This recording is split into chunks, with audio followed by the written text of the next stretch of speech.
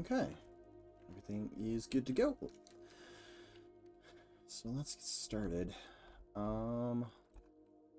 Sorry, I'm reading something off the screen that I can't show. I'm just trying to get some of these placeholder signs in.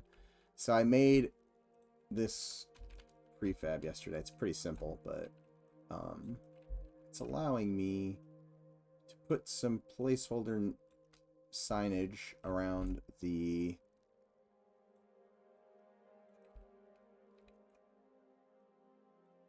zone, Night Harbor zone specifically.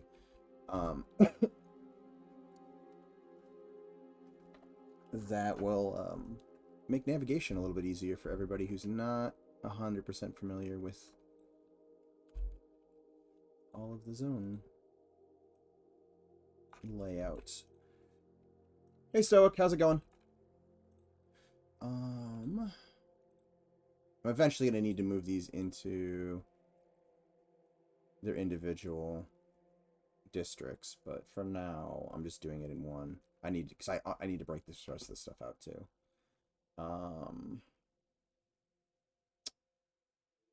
What is the name of this academy? I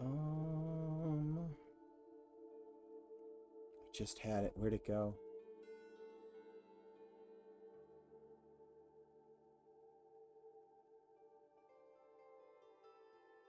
Okay. So, let me drag my inspector over here to make my life easier. Hey, Big Al. How's it going?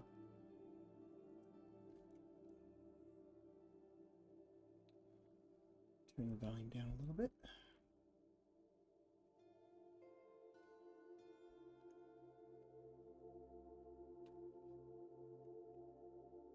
I wonder, hold on a second, can I make these bold? No, it just boldens the entire thing. Yeah. Well, that was less than ideal, but whatever. Can I use the... No, I cannot. Alright, so this is... the steel... Talon... It helps if I spell correctly. See, the team is super brave, letting the dyslexic environment artist enter text. Steel Talons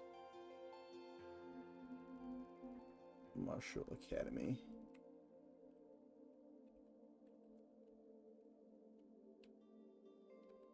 Hi, Fleece Save Quit.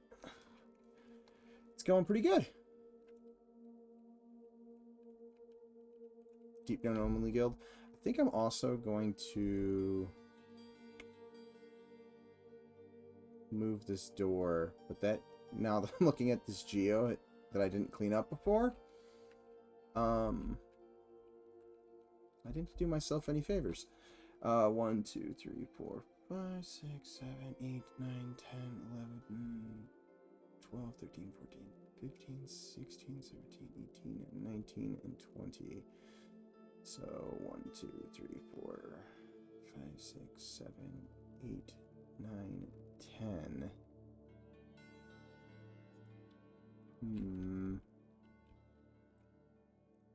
Alright, so I think I'm going to do, make sure I'm not selecting anything on the inside. I think I'm just going to collapse these. Move those over.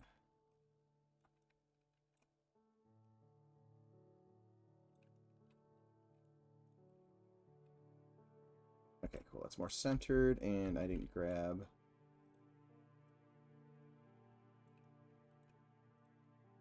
that.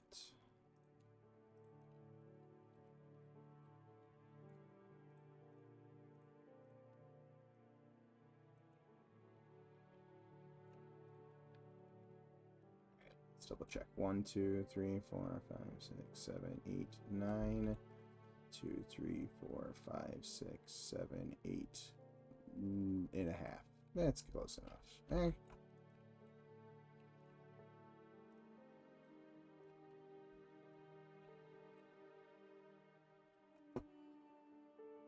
I like. Now it's dead on. Okay, so that's centered now.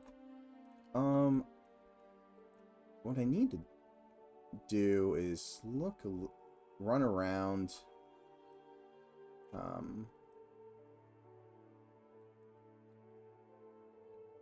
Some other games and see where they like to place the signage.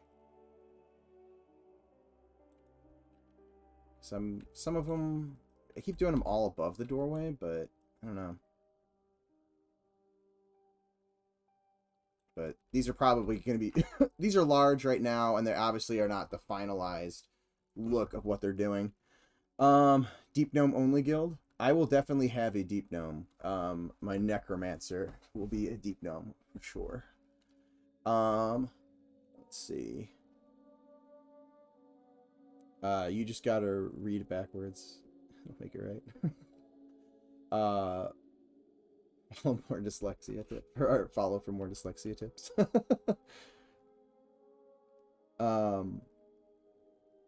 What's the scale we're operating at here? Like base human, 2 meters in height. Yeah, so the human is, I'm trying to remember what the last time we adjusted it to is 1.9 meters in height, I believe, at the current moment. I based it kind of initially like the player was going to be 2 meters, so that's kind of where it's at. Although I think I ended up scaling the door up after that another 0.25 meters, because the camera interaction was a little funky. It was making the doors feel really tight, so it's a little bit of an adjustment there. But so when you're running around here, I can actually run around real quick. So we have a visualization as I'm speaking.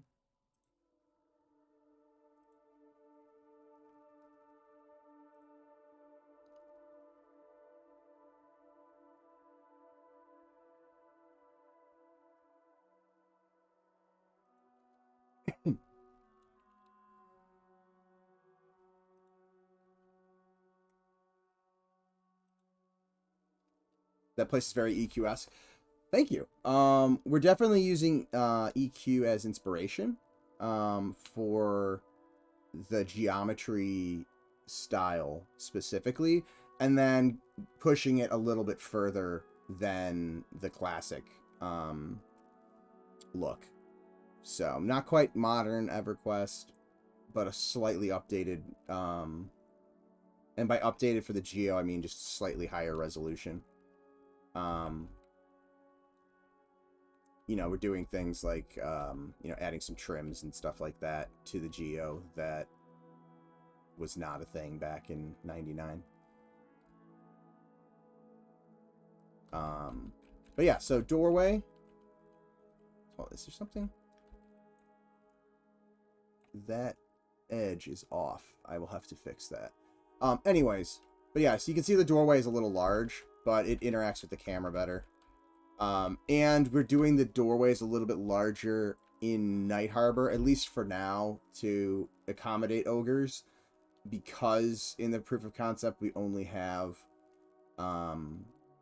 one city, so we're being more accommodating in Night Harbor than we might be in future cities that are human scale.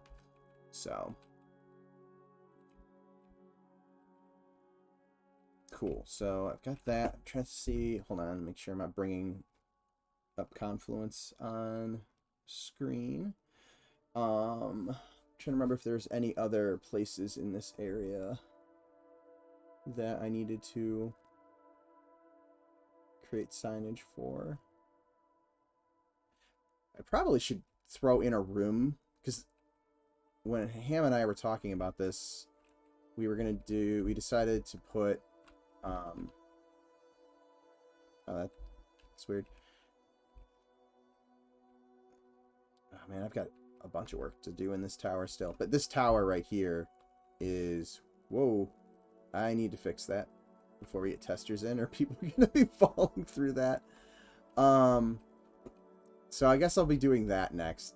But yeah, this tower right here is going to be the academy. So, essentially, I don't know, like a doorway there? Yeah, I think a doorway there, and then...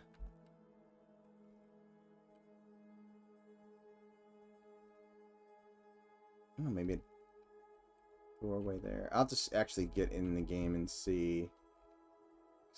Hold on.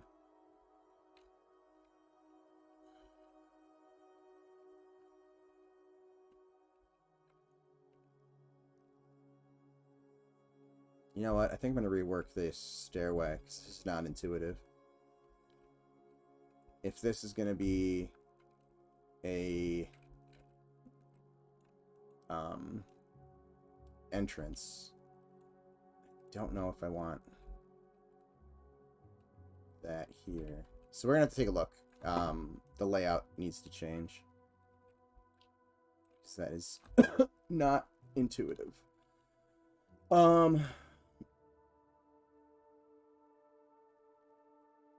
For sure. Do you know what the camera system is being used? Sign machine. I do not know exactly what the camera setup is. You'd have to ask Ali for that one.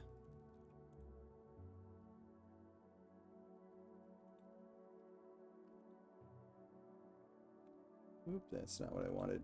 Oh, I forgot I have Inspector over here so that I could move stuff around. Human. No, that's a name I can trust. Totally. Okay, so let's take a look. So, did I link this up to anything? I don't think I did. No. So, this whole... Oh. I was thinking about adding something here.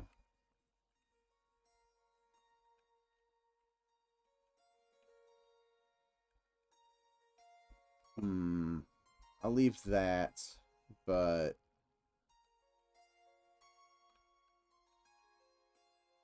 I need to rethink this.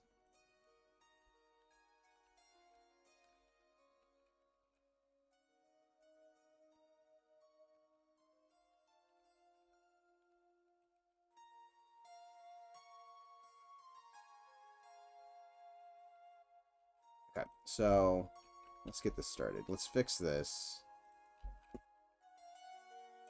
Because that was not straight. And then...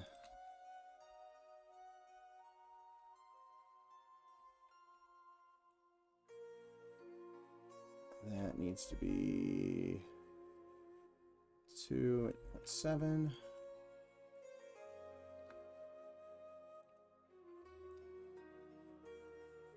And then we'll make this a larger room.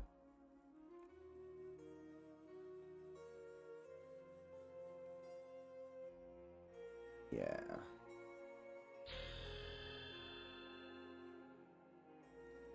Ishratari, thank you for the subscription.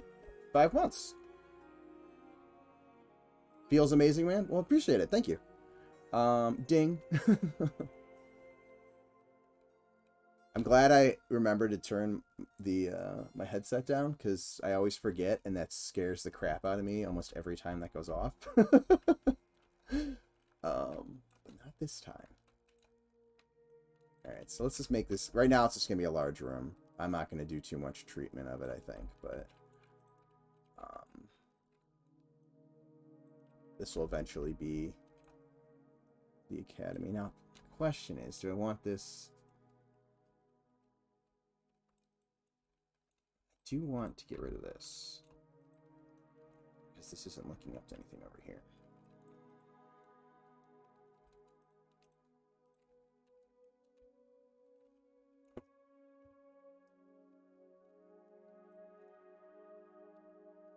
Congrats.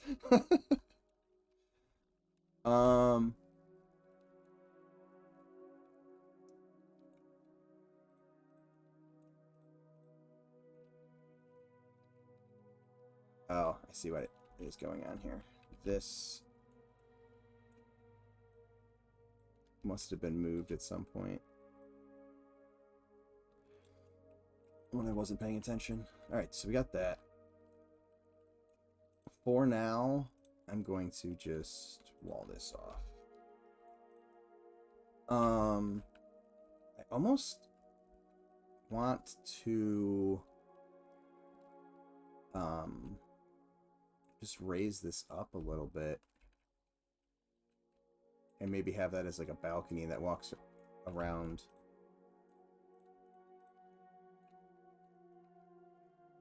Let me see what one floor is.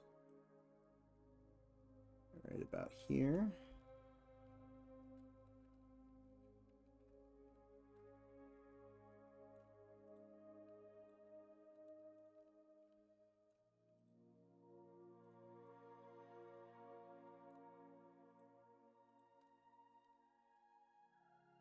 Center this door in the room as opposed to that.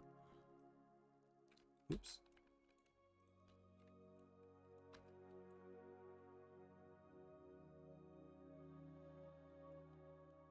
It's close. Let's see. 2, 3, 4, 5, 6, 7, 8, 10, 11.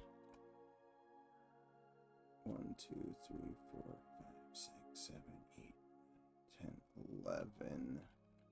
So that's not.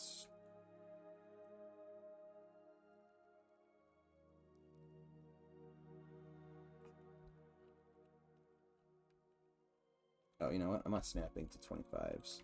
That would help me a little bit too. There we go.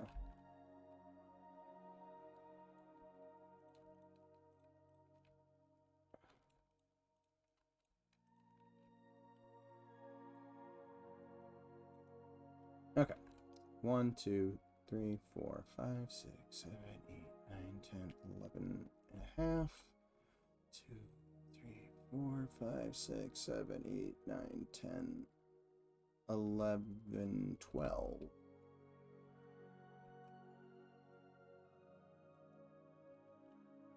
So there we go.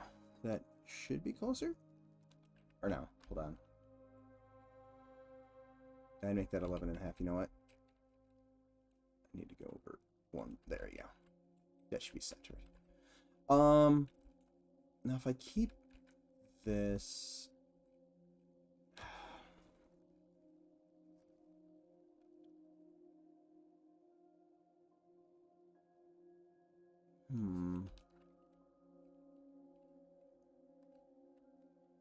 currently this hallway doesn't do anything else.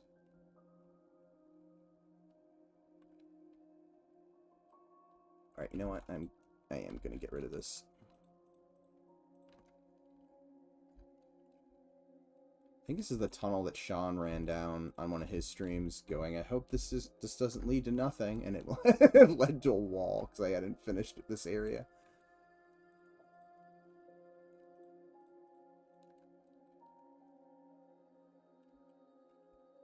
Before I obviously at this point have moved on to other spots. So if this walks up to here,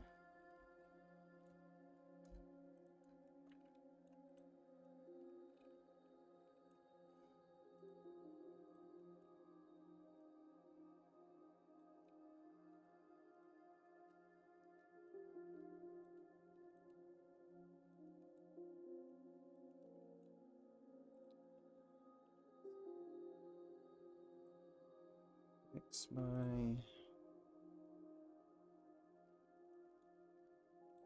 UV there.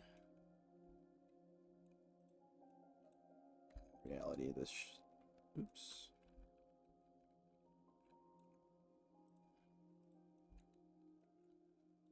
That should be like that. Apparently, I still have a leftover part right here.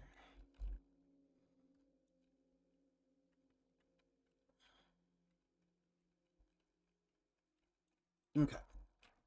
Oops, sorry guys, I haven't been paying attention to chat all of a sudden.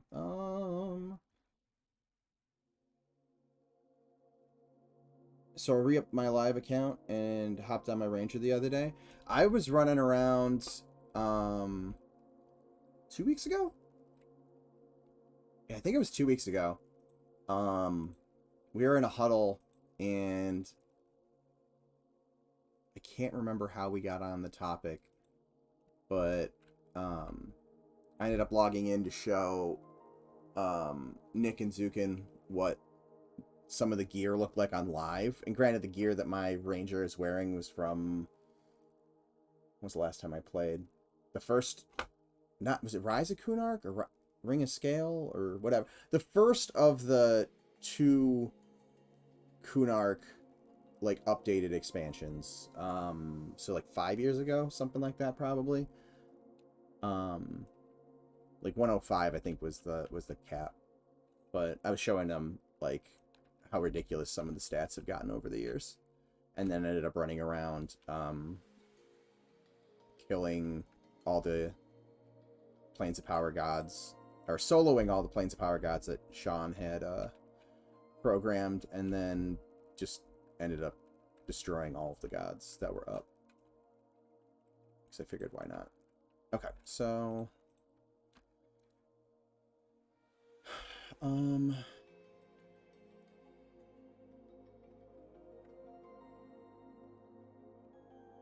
gonna do this... Oops.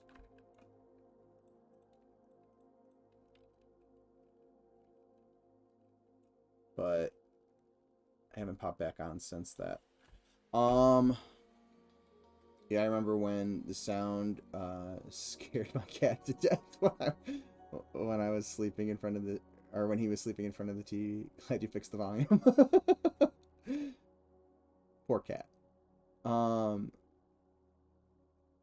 Thought he was all badass in his raid gear, mix of anguish and whatnot. That's what when I first came back on live, like I said, like 5 years ago, I was mostly in anguish gear with, I think, some group-based MPG stuff and maybe a piece or 2 of Quivik left.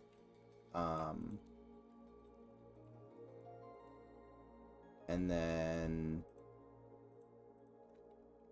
I think that was about it. That was probably about what I was wearing. But I have a mix of raid gear from that era. Not that I really raided. My friend was on like one of the better guilds in the server, and would grab my ranger loots that were rotting on raids, and then whatever groupable stuff me and his friends ran around, or were able to run around and grab.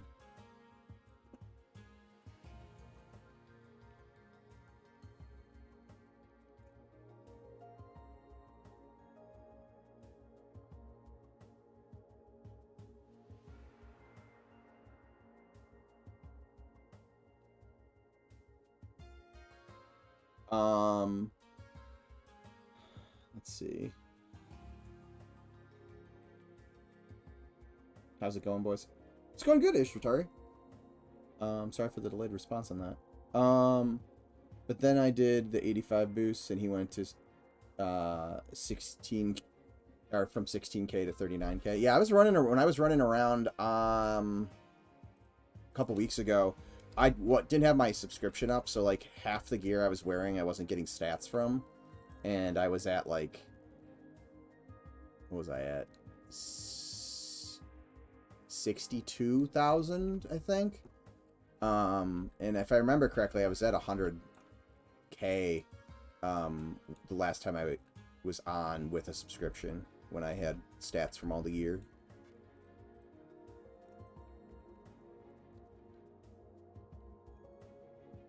But even like that, I was still just decimating the gods. Like, I soloed the Wraith Council, and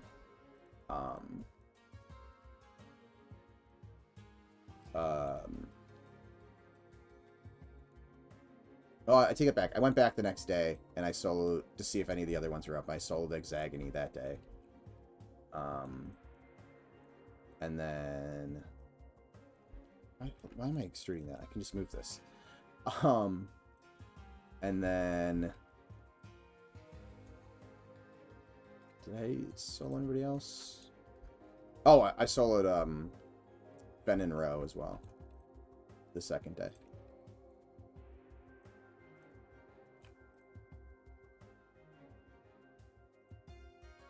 Which was fun.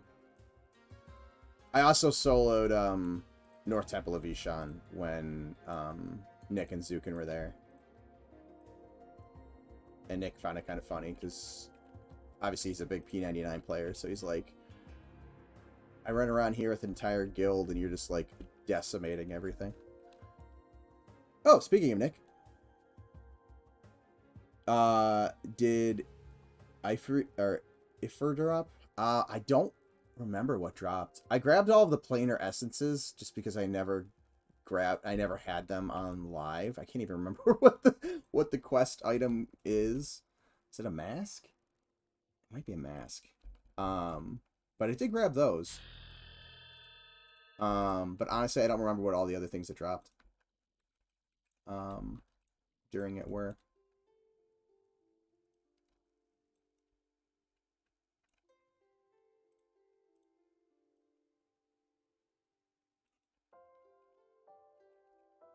What I need to do is just like log my other character account in sometime and just solo playing a time. Give myself enough players in my group to open up time and do that. Maybe Anguish, although I don't know if I would be able to beat the Archmagus in Anguish on my Ranger. I don't know if I'd be able to beat the Death Touch.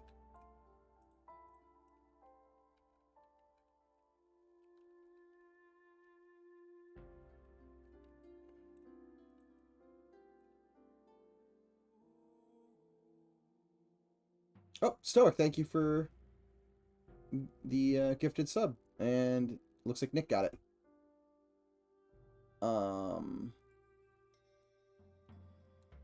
Oh, Big Al, you're setting up P99 right now? Awesome. Man, I'm sorry, I skipped a couple of these. Let's see. Yeah, I'm running around slaughtering the planes. Felt good. But the gods were dead. Yeah, I was kind of surprised when I was running around, and you know what? I need to fix this stairway. I've been meaning to do this forever, and I keep forgetting. So I'll do that in a minute, too.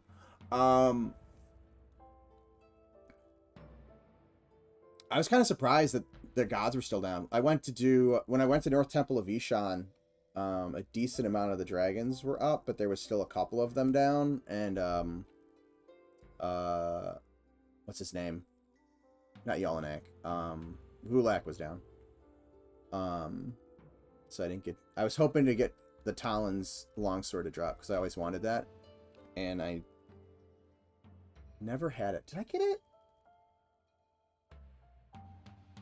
I might have it on Agnar, now that I'm thinking about it. I can't remember. I know when I saw one drop, but I honestly don't remember if I had one or not on Agnar.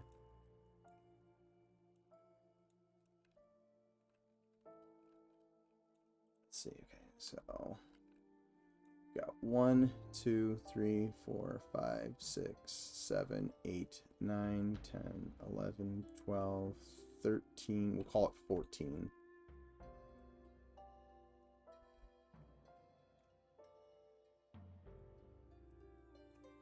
Um, 14.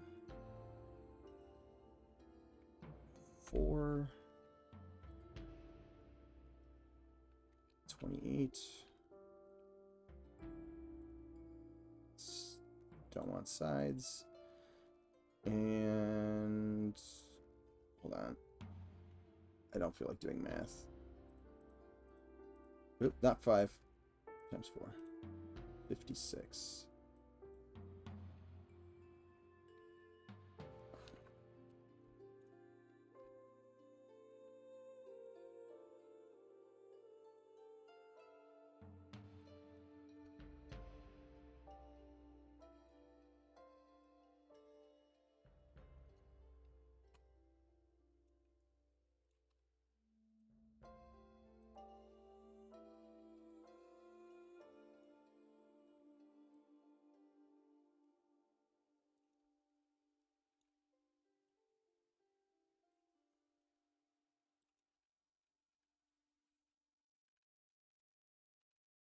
Okay, that is better.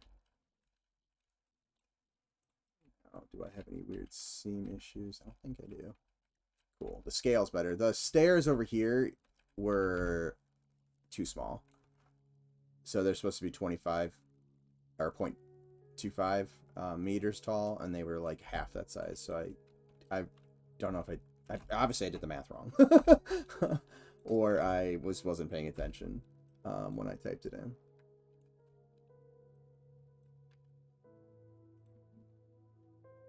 But I've noticed that when I run around, I'm like, these are like gnome sized, which is not what I wanted there.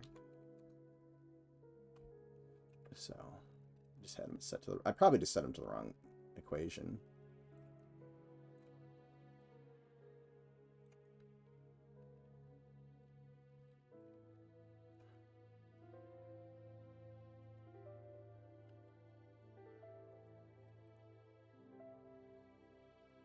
Okay. Oop, that was the wrong button. Alright, let's hop back to see what you guys are saying. What server are you going to play on, Big Al? No clue which one is the best for new people. I think green is the most populated. Swishy would tell you to go play red. Green for green people. The death touch won't kill you. You'll have too much HP. Don't quote me on that, however. I was able to eat death touch in fear off of the golems when I was running around a couple weeks ago. But I think the Archmagus is sometimes I really don't like you, Pro Builder. Anyways, I think the Archmagus' death touch is greater than the normal 20k one. I think it's 100k. Which I definitely don't have without gear. Which I'm essentially just running around without gear because I'm not paying for a subscription.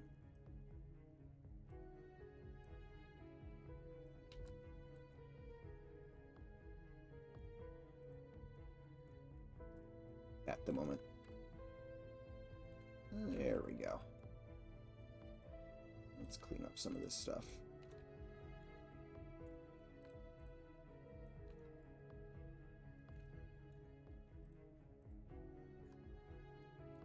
There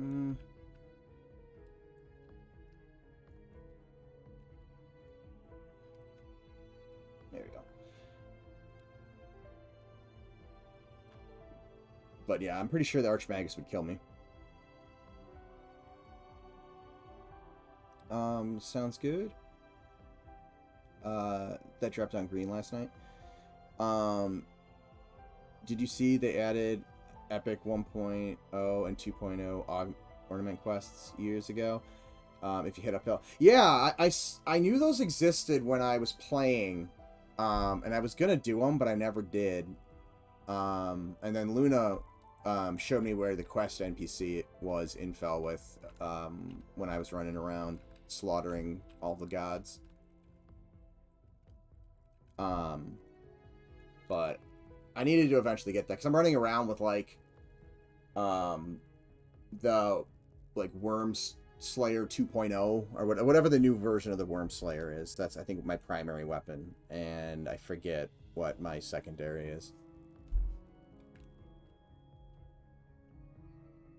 Something with ungodly stupid stats.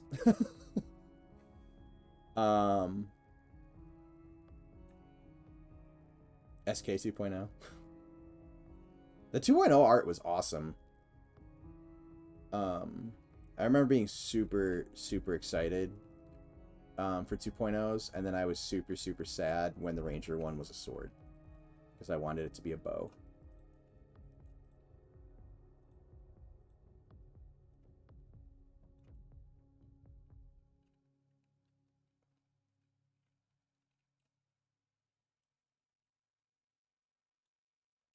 Preach. um, I remember hearing a long time ago that they upped all the DTs. I might be wrong.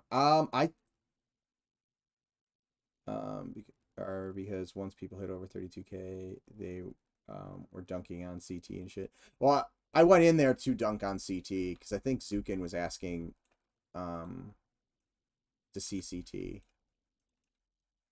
It was Zukin or Nick. I can't remember which. I think it was Zukin. But yeah, I ran in there and slaughtered the golems, but CT was sadly down. And I definitely ate one of the death touches. It just did not. It did not actually death touch me. Oop, I think. Yes, I'm still watching.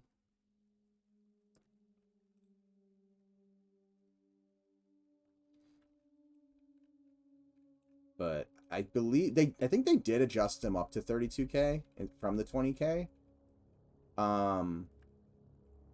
But I feel like Archmagus was, like I said, like 100K. I remember being like stupid hard hitting. Not that he was stupid hard. The Overlord back in the day was stupid hard. All that mask clicking and stuff before we had Gina.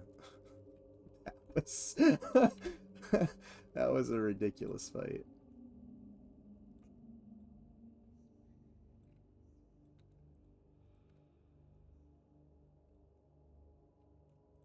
For anybody who didn't play during Omens of War, and never fought the Overlord before Gina, you had to. Everybody had to loot one of these masks that dropped off trash, and it was a really nice mask, like stat-wise, but the stats only were good inside of Citadel of Anguish, which was like the end zone for that expansion. And it had an effect on it. It was like something mirror, or maybe it was just mirror. I don't remember. Anyways, it was something mirror.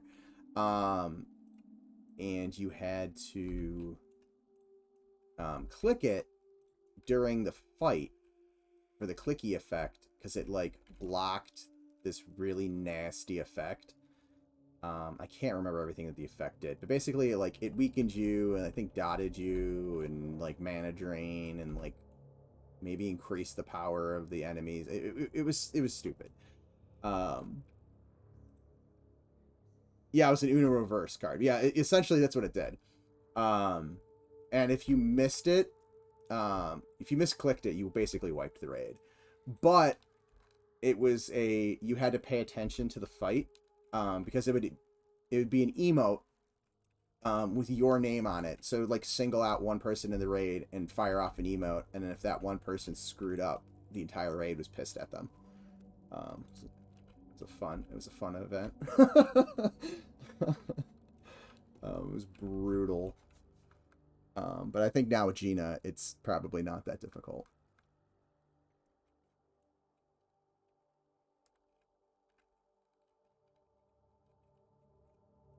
That's more of a guess, though. That's not a I've done it on a TLP, because the furthest TLP I did was furthest I got on a TLP was Agnar, and we cleared time, and that was the end zone for that server.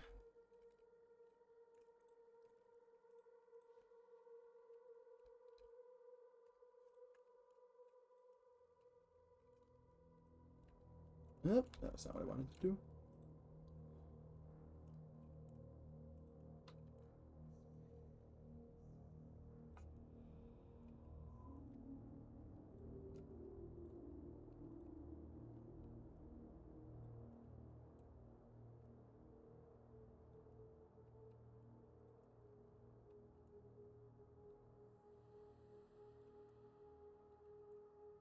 It's a question I should ask Sean, who came up with the Overlord mask mechanic idea.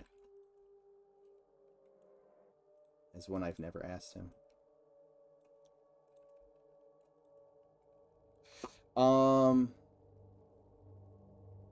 have to drop into Citadel of Anguish to find out. Did Demi play in the blood without Gina? I quit when my guild was just getting into Demiplane. I've never beaten Demiplane. Or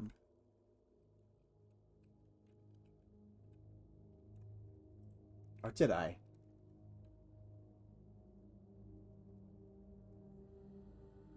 I don't remember. I don't think I did.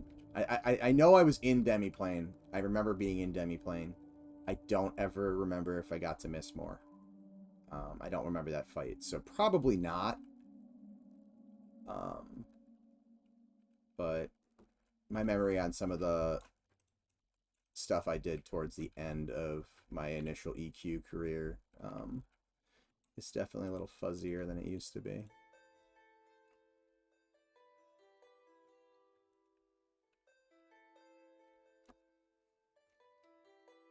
So many mechanics.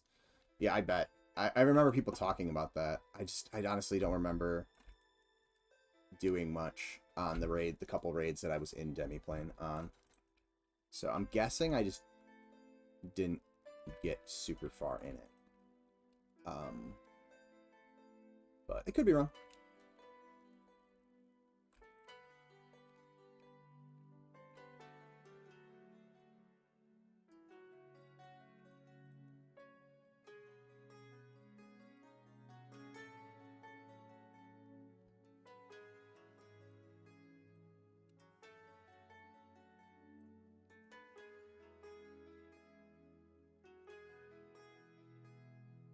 Although now you have me kind of wanting to log on to EQ and run, like I said, I want to run around time, but now I kind of want to run around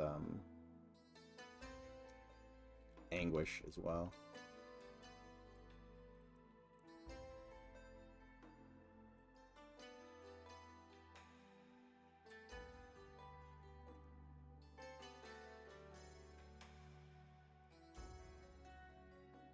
I rolled a level 1, want to see what the new player experience is like.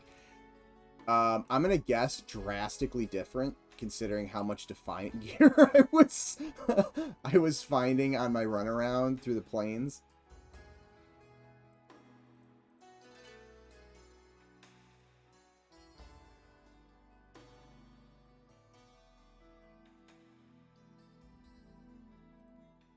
The Defiant gear definitely increases your power.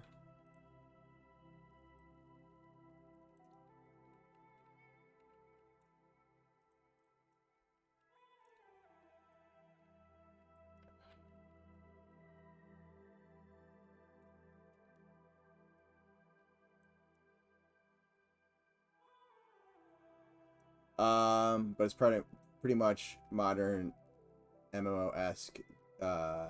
They drop you into Crescent Reach, and there's a level 1 quest person right there.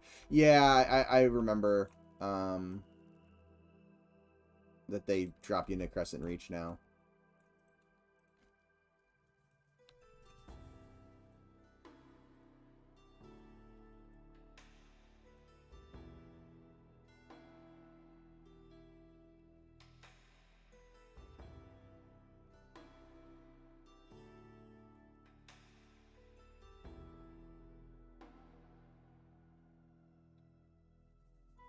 This would have been more helpful if I did it this way.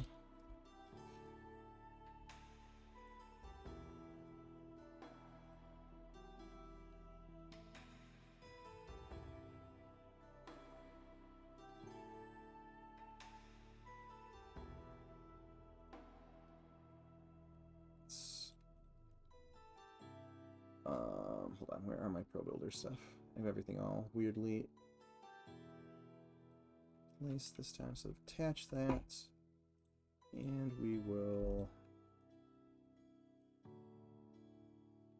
Not sure where my edges are.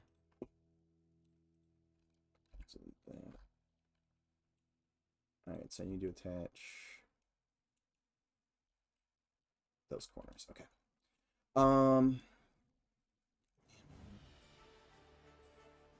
Charge those. And I'm just gonna collapse all this stuff down.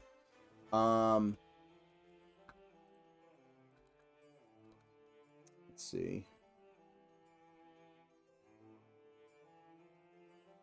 Of course, you have the option of doing it old school. Oh yeah,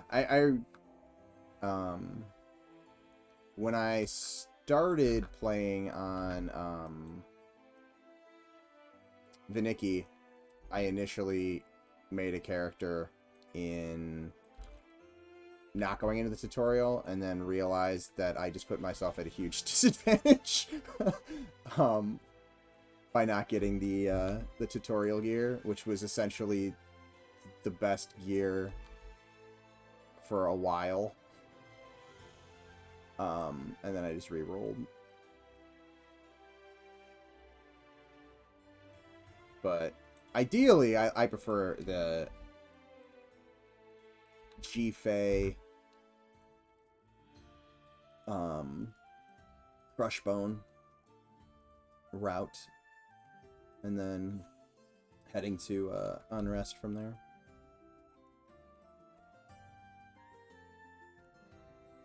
Although I think the first time I played, what did I do? I went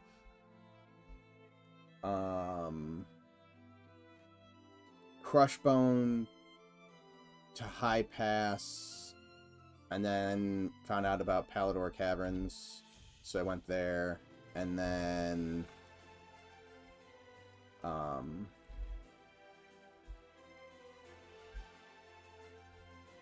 went back to High Pass, hold instead of High Pass. Oh no, I went to High Pass Keep instead of High Pass Hold. And then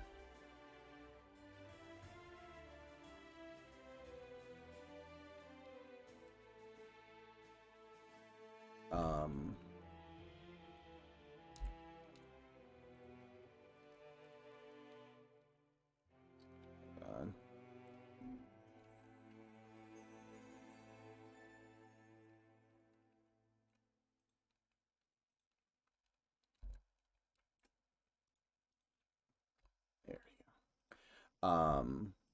Then I don't remember where I went. Oh, I went to over there after High Pass. And then Dreadlands. And then then it was pretty much Plains from then on out.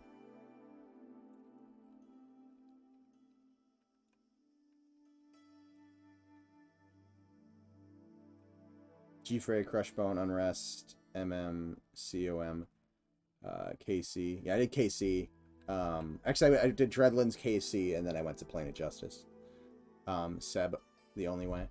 I did not go to Unrest on my first character, but every character I've done since then, I always hit Unrest. So I love that zone.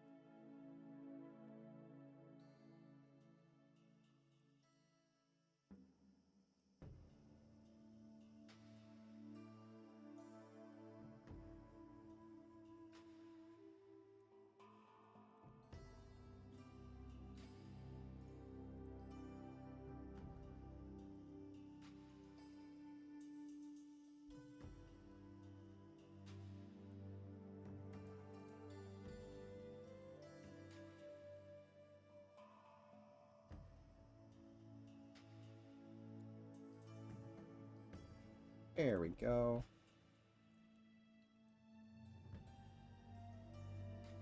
I don't know if I'm going to get too fancy with this place yet, but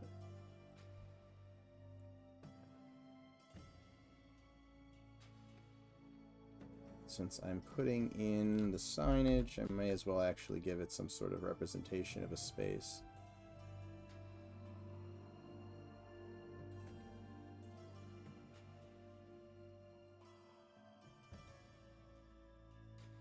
Oops.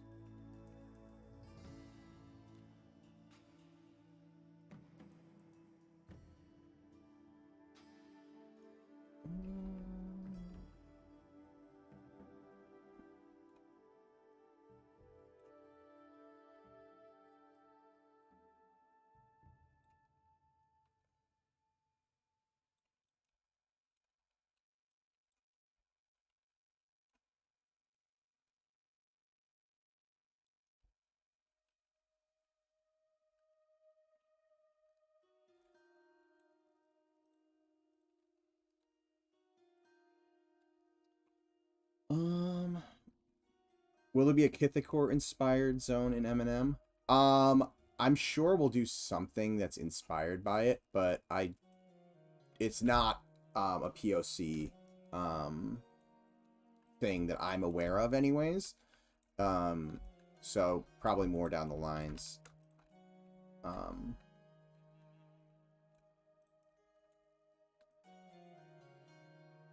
Oops, actually, hold on. No, we can do that. And then we'll do... Sure, I'm doing something weird with my edge loop.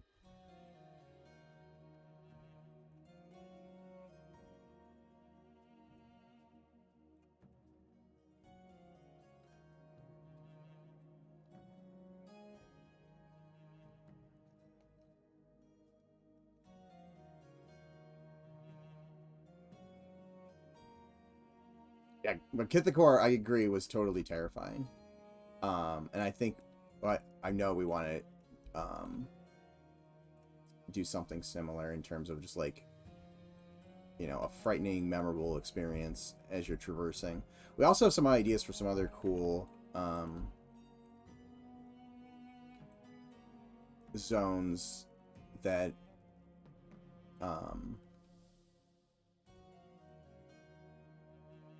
will be unique mechanically and like things like that. Although I'm not going to get too much into them. One of them, if we stick with the initial idea, will kind of be the zone that bridges out from our proof of concept area.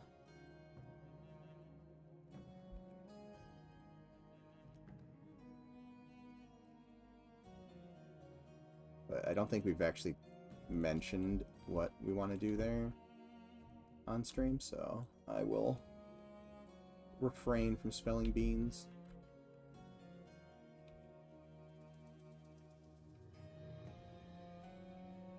Cool. I'm just gonna leave it here. Obviously, I will probably bring it up into that area as well. I should actually probably...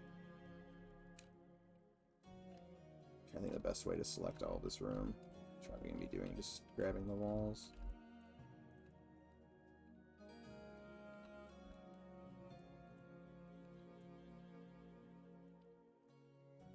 Oops, hold on. I didn't want to grab the floor. Like that, anyways. So let's just grab all this way and grab the floor last.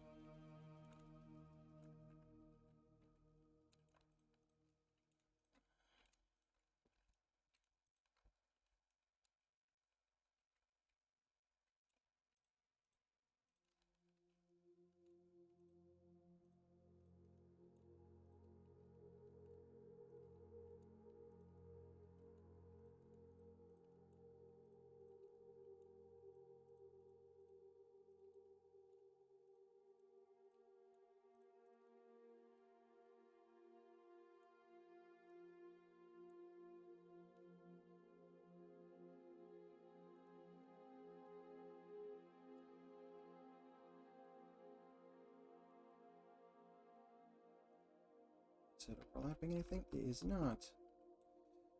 Unrest is a great zone. I love it. Hopefully M&M has a smaller, or have smaller bit-sized dungeons like that. Yeah, I think we'll try to be have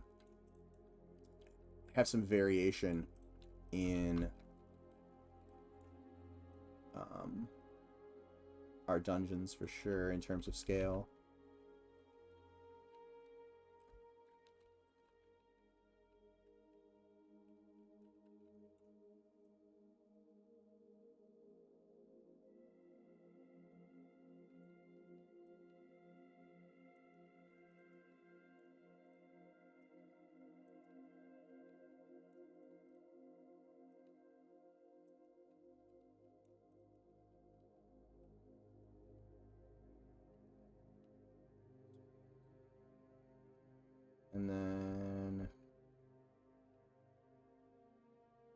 maybe, I don't know. I think eventually I want to stair.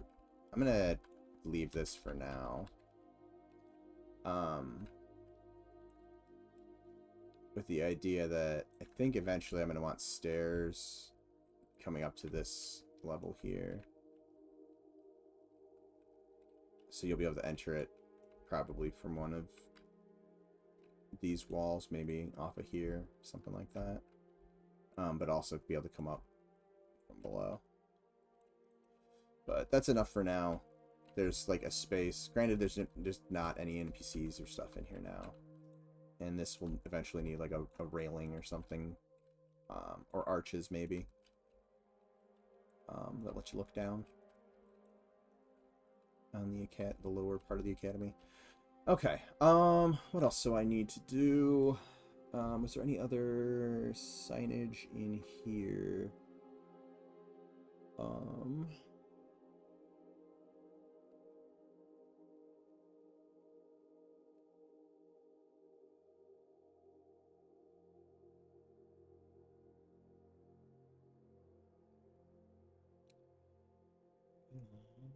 Archer range,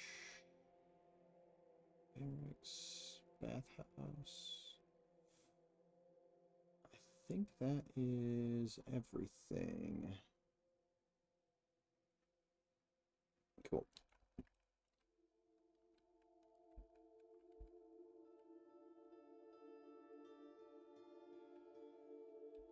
Alright, so another thing I need to do is finish this. Hold on, let me bring up the concept for it. Because I know I need to put windows in here, I think.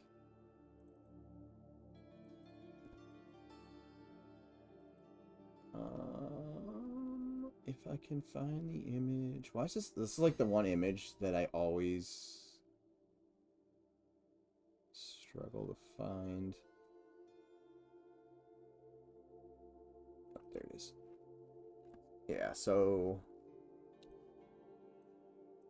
we'll at least cut in initial spots. Now I changed this slightly. I like thickened the wall itself. So the building actually extends out here a little bit more. So I guess somewhere like around here.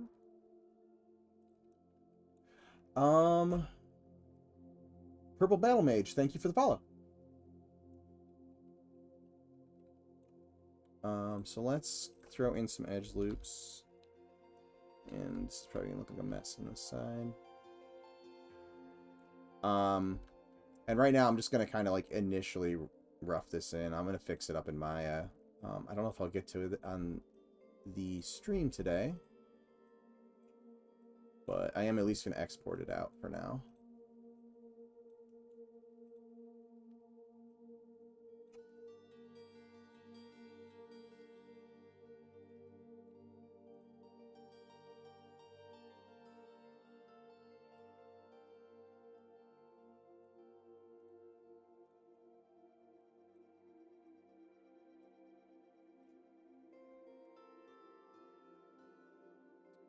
Hold on.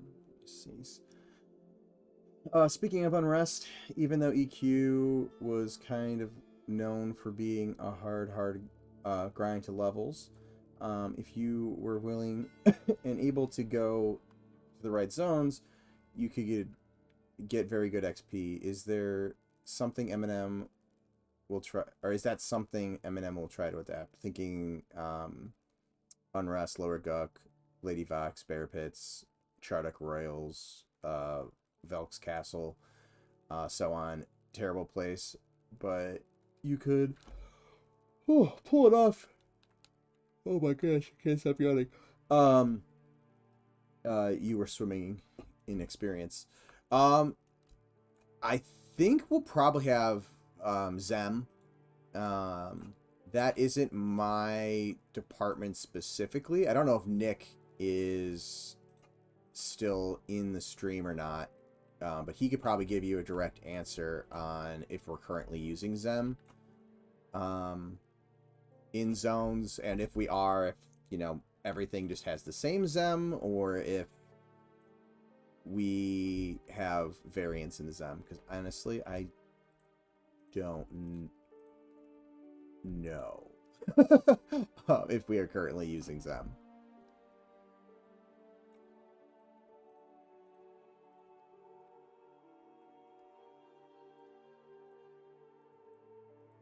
If I had to guess, I'm guessing we have it implemented, but again, I don't know if we have actual zone-based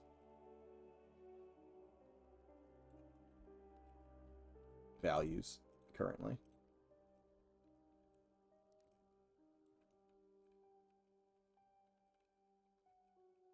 Yeah, man, yawned in the middle of text.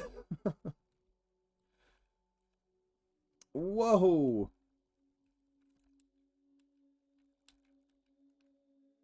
Helps if you pay attention to both sides of the geo. Okay, let's also reset this. World select. Okay. Group. Group.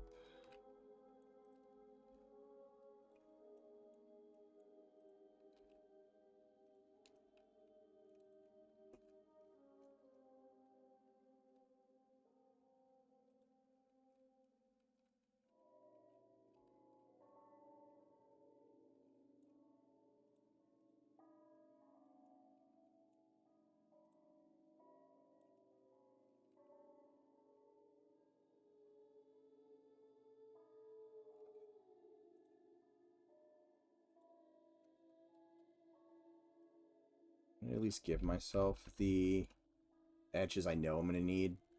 Again, I'm going to be bringing this into Maya. I'm at least giving myself this edge. It's way too small right now. So let's at least bring this up a meter or two. We'll do 2 for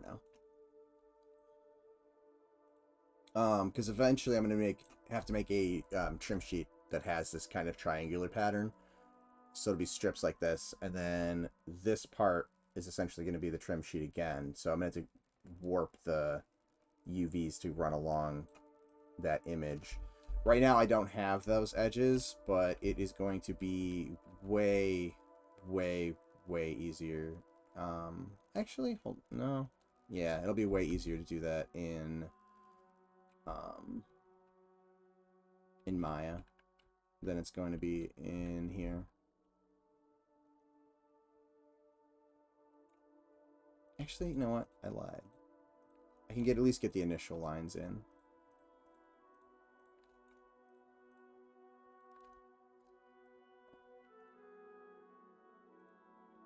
Whoop.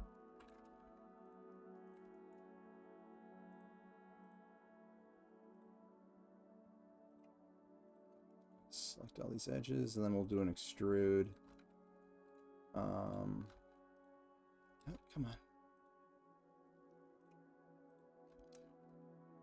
It'd be great if the selection would work like I want it to. We'll do -2.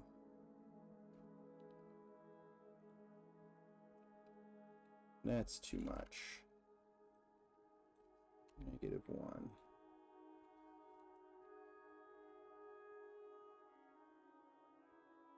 That's better. I'll still have to clean it up in Maya, but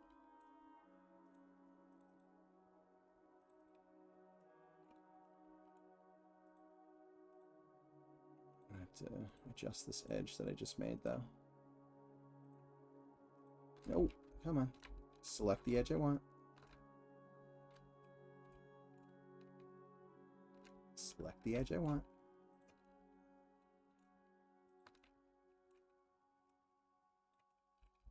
Okay. And now let's just bridge this closed. So at least I have an initial representation of where that edge is going to be.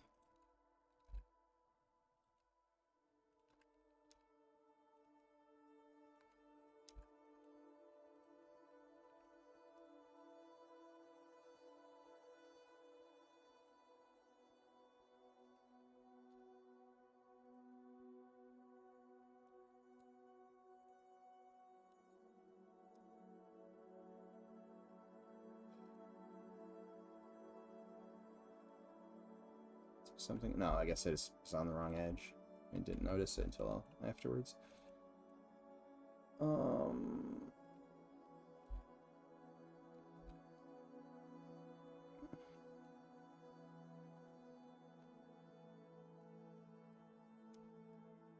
And a lot of these like random edges that are all over here will get deleted when I bring it into Maya.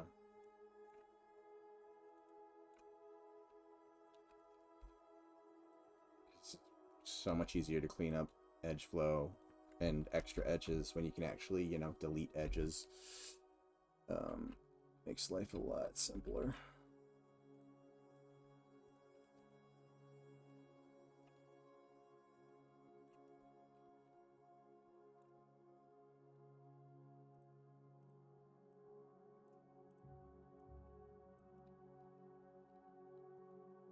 Okay, not perfect, but it will work for now. Let's regroup. Save real quick. I don't want anything to crash on me.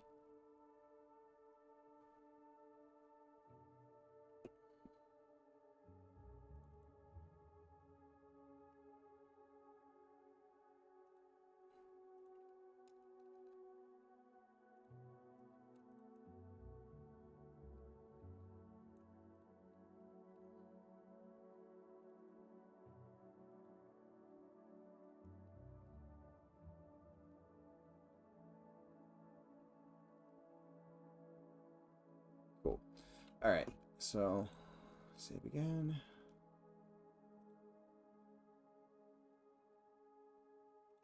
And I'll export this out. And eventually I'm going to have a, you know, this kind of gem modeled into this as well.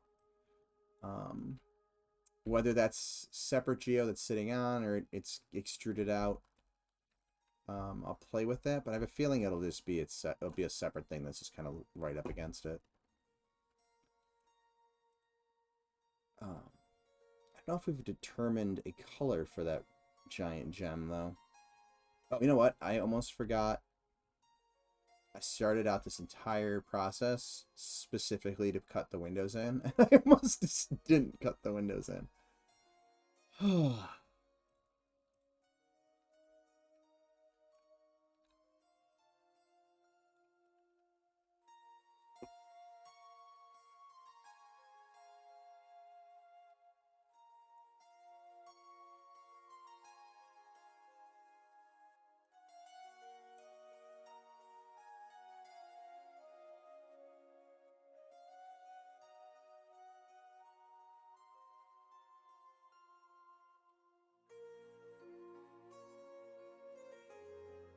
So,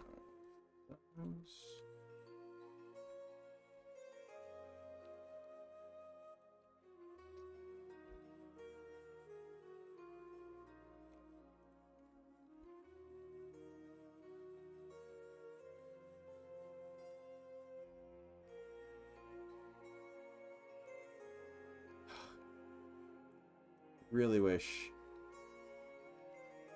if you clicked on something and then went to click on another part of it, it wouldn't randomly try to select the mesh that's like way off in the distance that you're not even interacting with.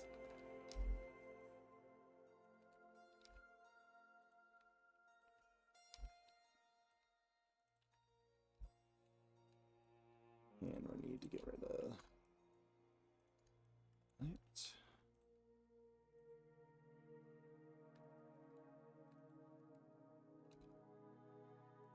This might be easier just to merge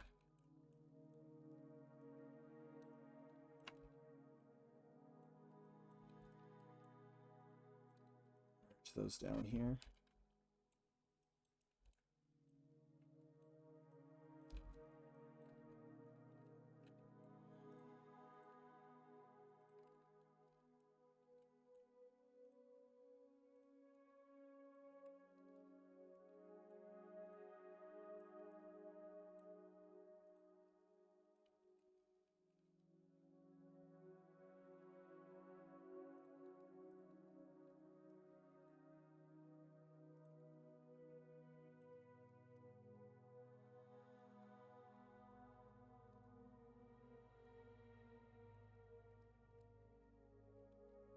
Okay, so I've got that. And I'm going, again, when I bring this into Maya, I will probably bring this image in and kind of get the scale a little bit more accurate to this.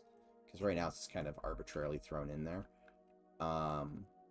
So this will change a little bit in terms of dimension, and the curve here might change a little bit to just kind of match the illustration a little bit better. But I can now export this out. Sorry, I'm in my menus, or in the folders in my other screen. Where's my mesh folder?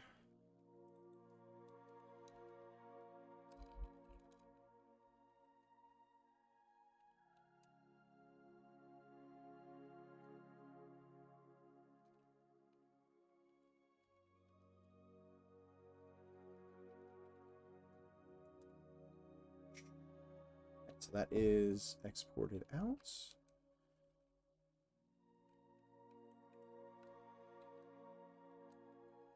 Alright, was there any other...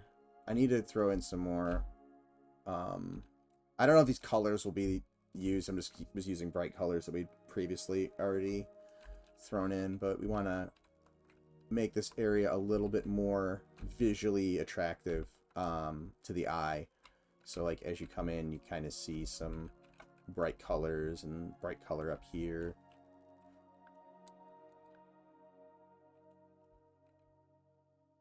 So I'm going to throw some more of those around in a little bit. I'm trying to think, do I want to...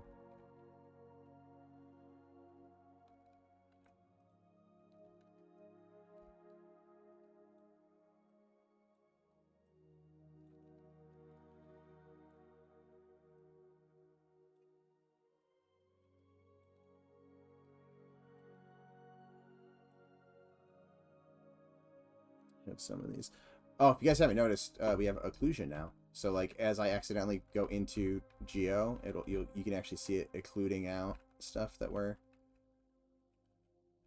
not supposed to be seeing, but we can see because I'm inside the normal and looking through the backface. But so it helps with optimization a little bit.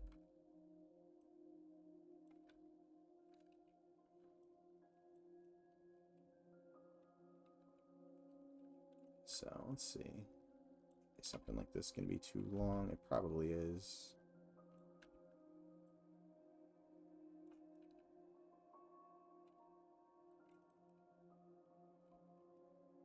Yeah, it looks a little ridiculous.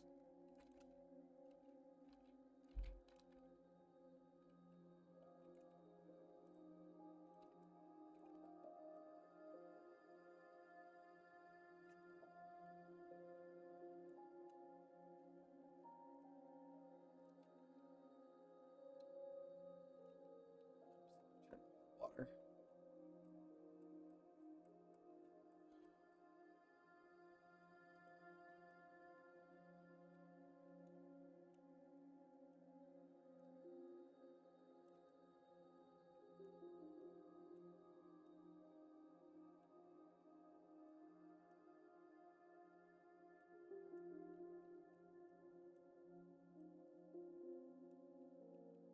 I don't know if this shape will be here. I'm just trying to see if like I can play some of these drapes and stuff coming off of this larger structure.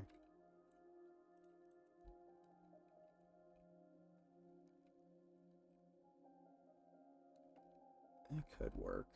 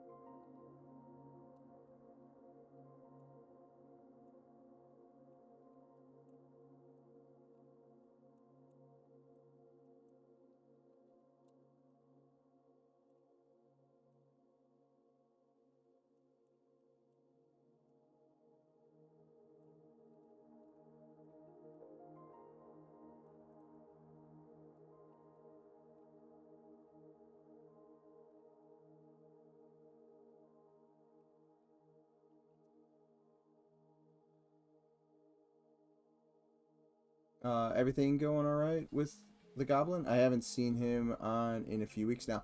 Yeah, he's been doing good. I want to say, hasn't he streamed recently?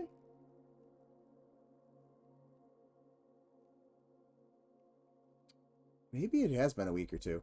But I know he has kind of weird hours at times, so he'll end up streaming later. But yeah, no, he's been good. He's been linking images and stuff in Slack. Actually, he did one yesterday. That he linked.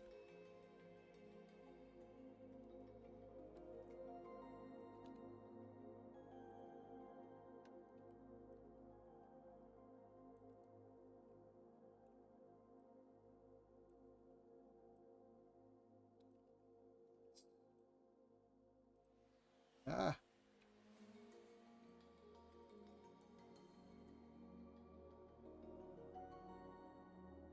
And he was in Sean's stream yesterday in the channel. Oops. At least a couple times I was able to pop in.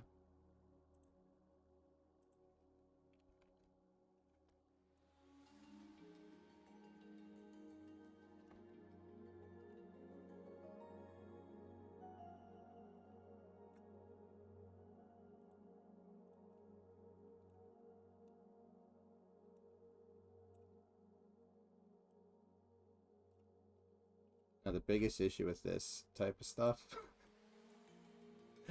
is I may...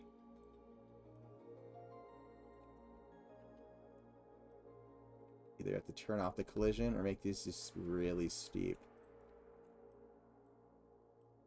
So that...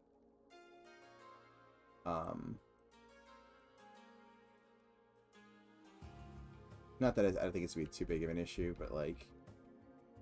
players aren't able to get up here and then get to areas where they shouldn't. I don't think there's anything really gonna be a problem if they are able to get up there. Now that I'm saying that, everyone's gonna like run in here first thing and be like, can I climb? But the simple fix would be just not let players run on cloth.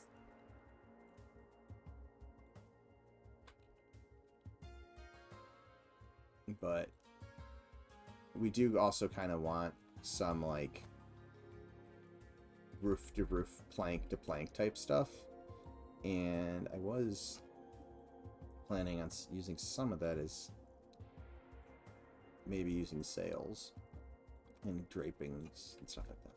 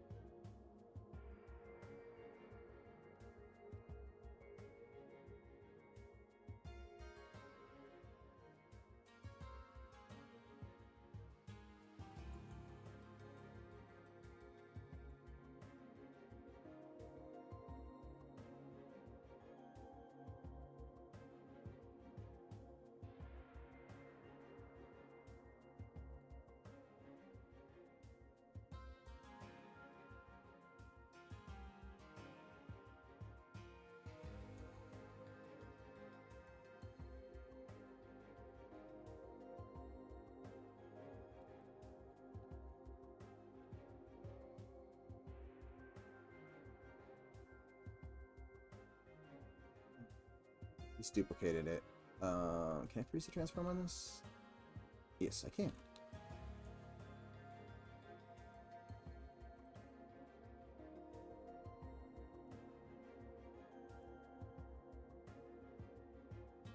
How's it going?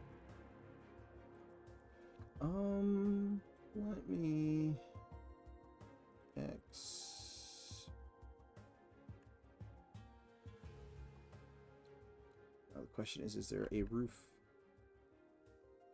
that makes sense? Maybe this one? Let's see. I feel like that one might actually be the better option, but...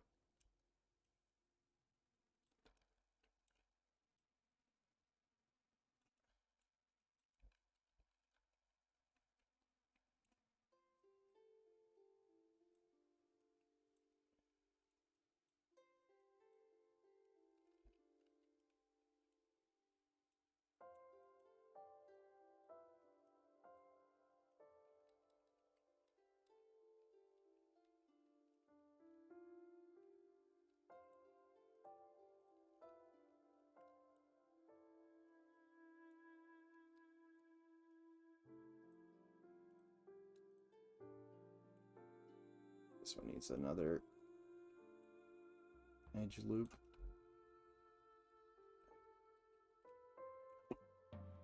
Good, thanks you. I am doing pretty well today. Just trying to knock some things off my to-do list.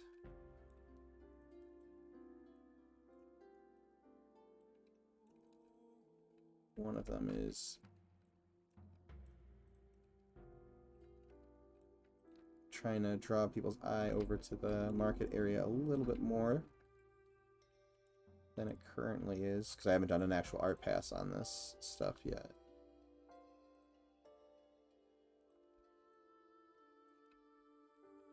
I feel like these need to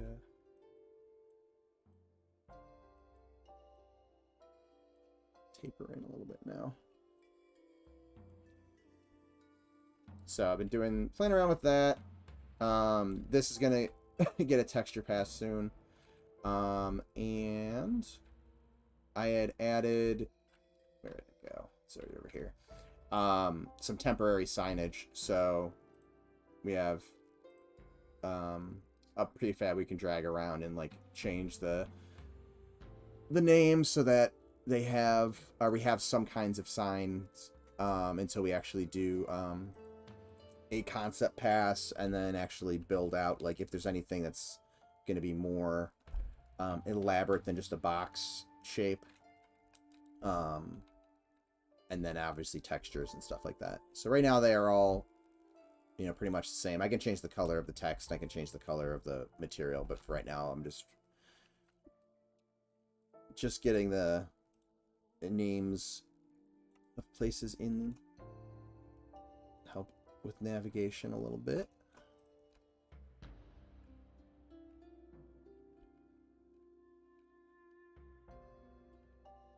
Okay, so let's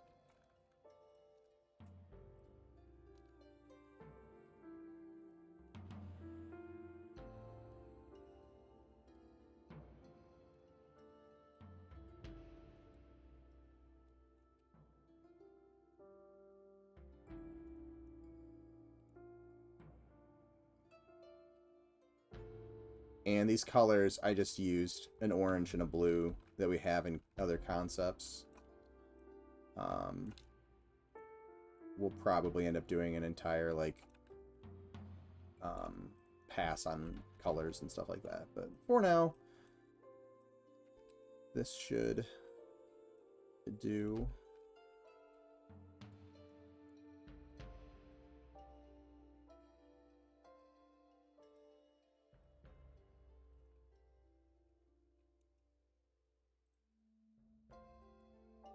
Set the pivot over here and make my life easier.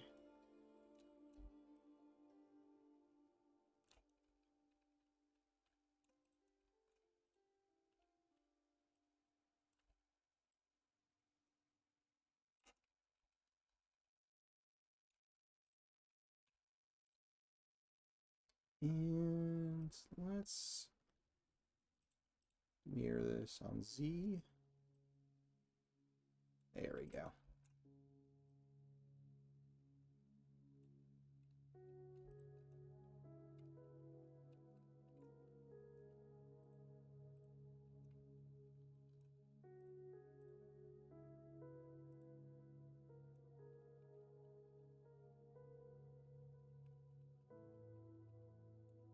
Shopkeeper Richard.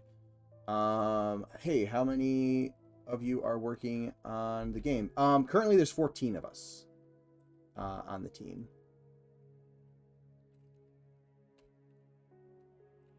We just recently added someone on the design side and somebody on the environment art side to help me get the city done, because there's a lot of city in Night Harbor. A lot of city.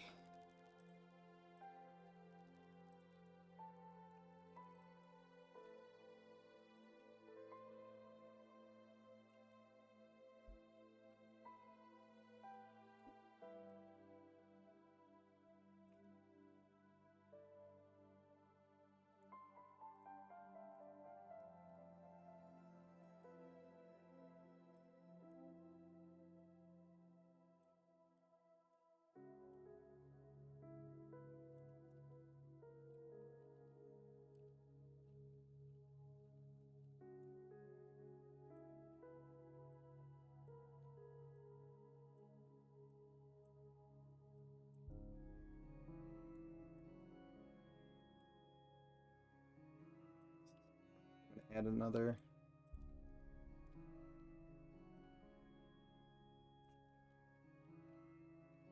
Edge loop 2. Am I crazy in thinking you asked this in Sean's stream yesterday, Shopkeeper Richard? I did not see it. I know that it's a frequently asked question, but...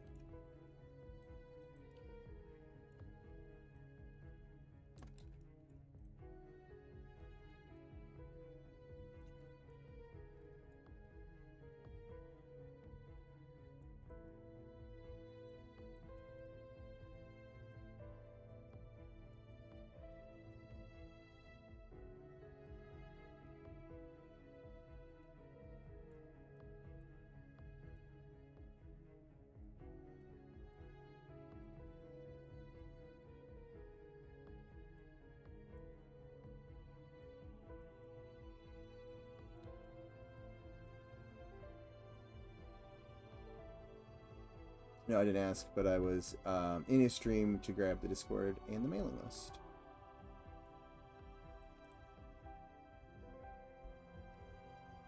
Nice. Well, welcome to the community.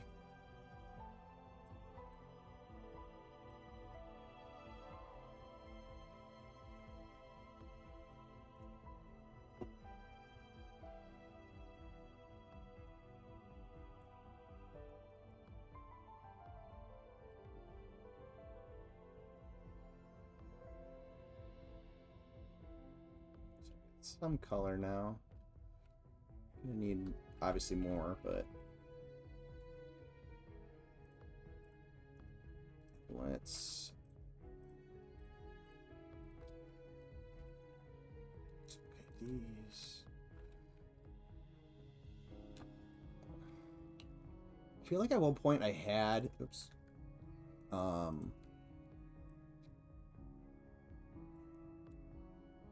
feel like at one point I had like cloth drapes over this one as well.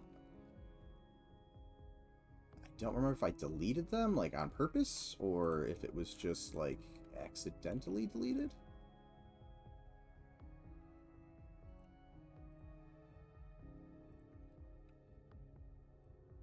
Nope, that wasn't what I wanted to do. That was. Okay.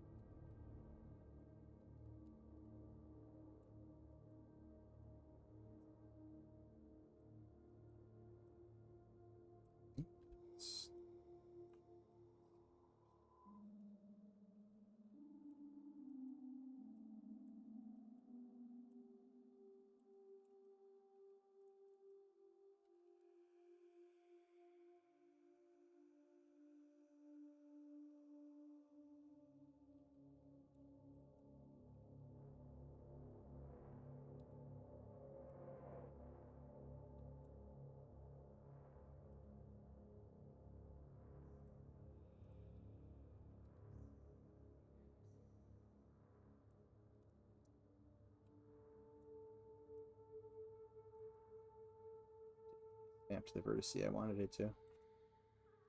How long has Eminem been in development for?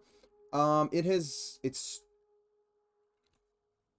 2-year anniversary of like development starting was last September or this September. So what? 20 or 25 months.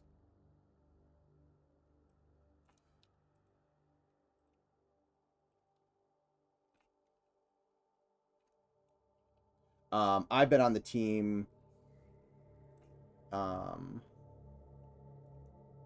about 13 months.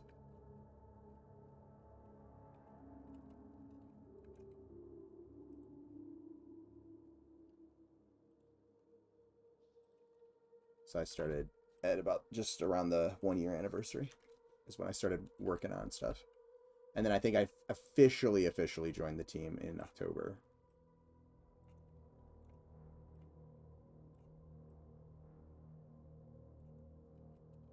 But before that, I was doing some behind-the-scenes work.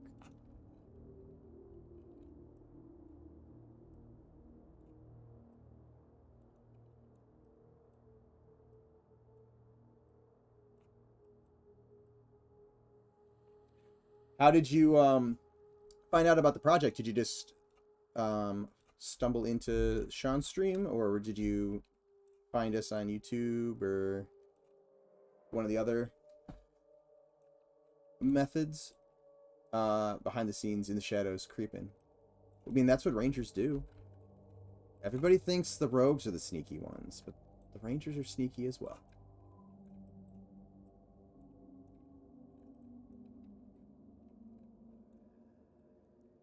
True.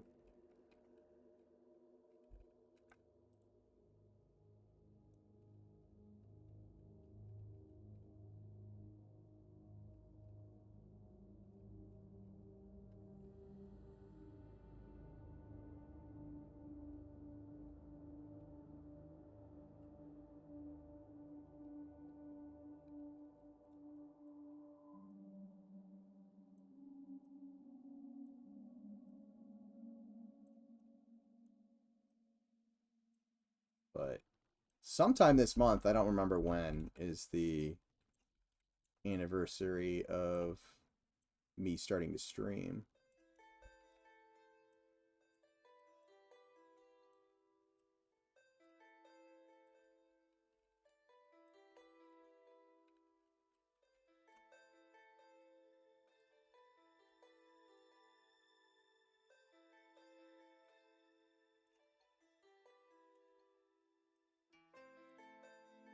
It was definitely sometime in November. I'd have to actually like go back and look, which I doubt is actually, those VODs are probably long gone from my thing. But I think I have the dates on YouTube, so I'd have to actually go back and look at my first uploads to YouTube to see what the dates were.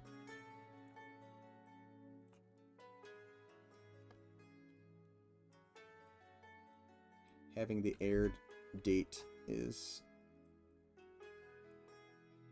a good thing for archiving, because I definitely do not keep track of that stuff mentally anymore. Not that I was amazing with dates before the COVID lockdowns, but man, after the during the COVID lockdowns, I feel like my sense of like time just completely went to shit. Absolute shit.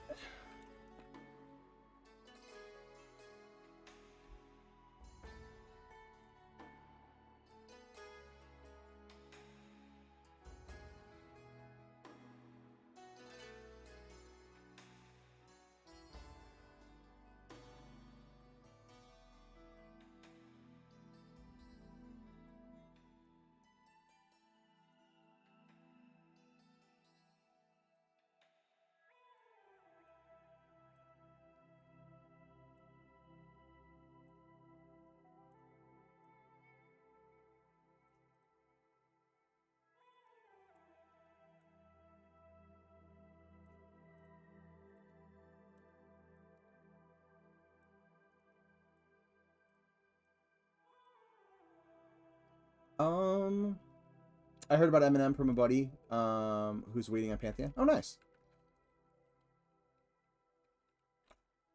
It's always fun to kind of find out where and how everybody's found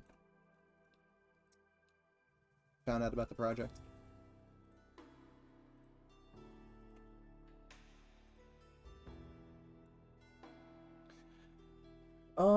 By the way, Paytas, can you set your whole VOD as a highlight on Twitch, and it will just archive it behind the original VOD deletion point? Hold it. It'll do that? I didn't know that. I'll have to look and see if I can auto do that. And just have it automatically highlight.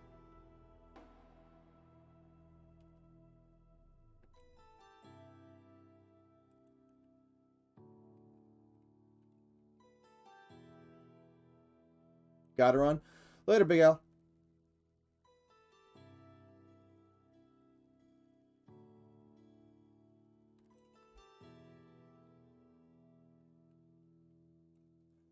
That's this one.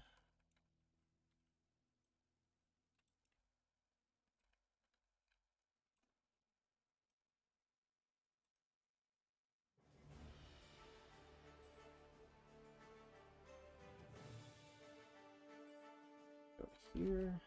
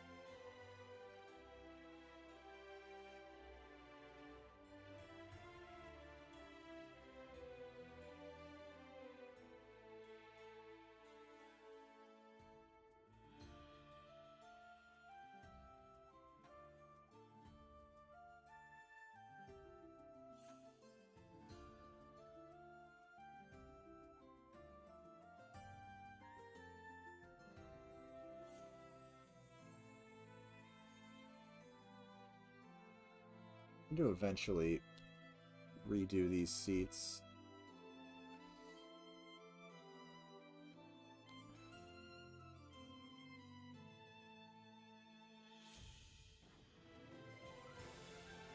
That is not a priority task at the moment.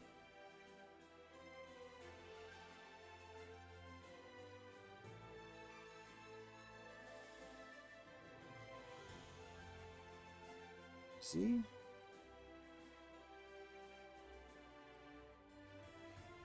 Could you give a brief intro to the Eminem page, or into Eminem, for example, the reason why it's being created in the first place? So the idea is just to kind of go back to the roots of the genre, primarily.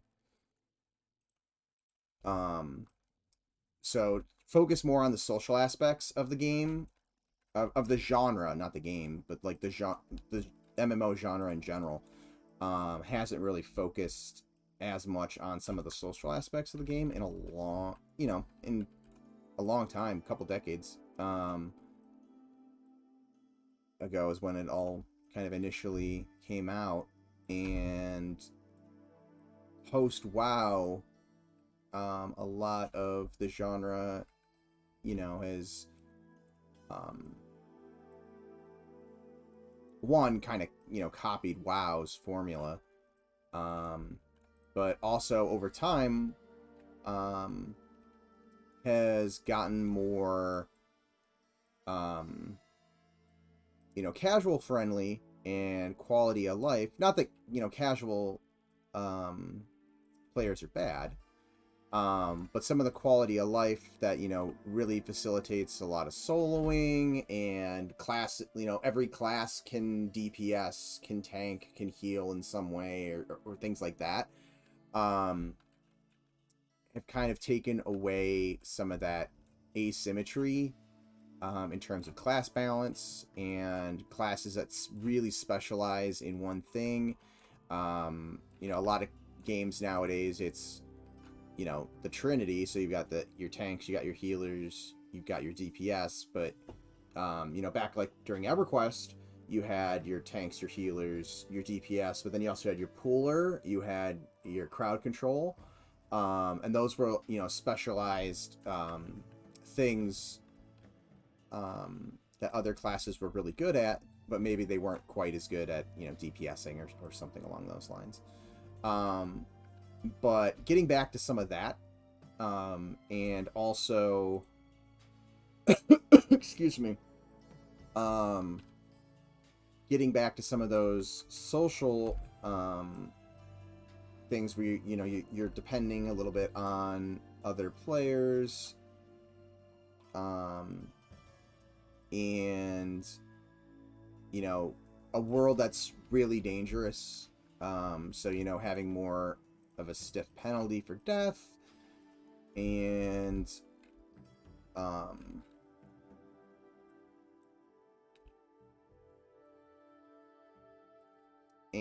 you know, a world that feels dangerous. So corpse runs, no leashing, going back to kind of that old zone-based feel where you have, you know, training to zones and stuff like that, which, you know, will cause social friction, but some of that social friction is some of the missing element to the secret sauce, or I guess that's kind of like our thesis, if you want to put it that way. But yeah, just kind of, again, going back to the roots and trying to capture that feeling that hasn't really been around outside of, you know, like P99 for a while now.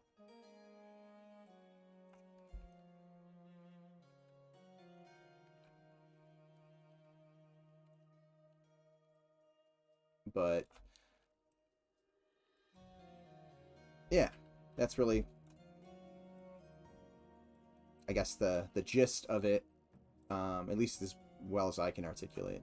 I'm not the most articulate ranger.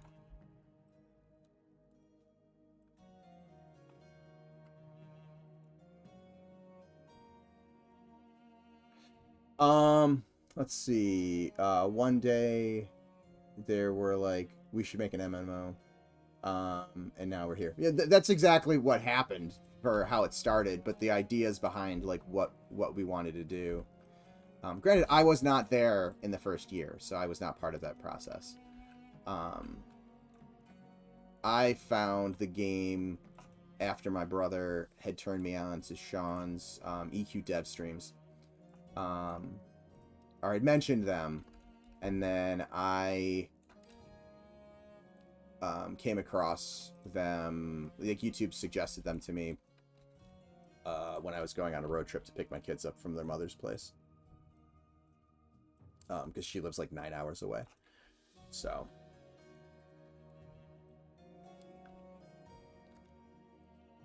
I binged all of those, being the huge EQ nerd that I was and still am, and just like digesting anything about game design. And then the timing just happened to be right that the first live stream I caught was basically, or maybe the first live stream, the first stream I caught about M&M, which I think they had just named it that like a month or two before, was a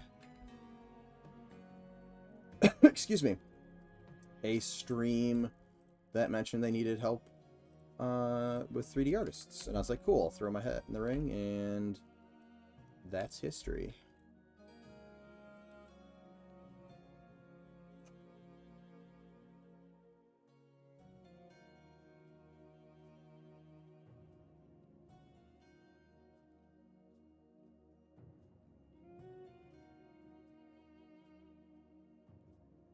Be a question in the M&M trivia game that eventually comes out.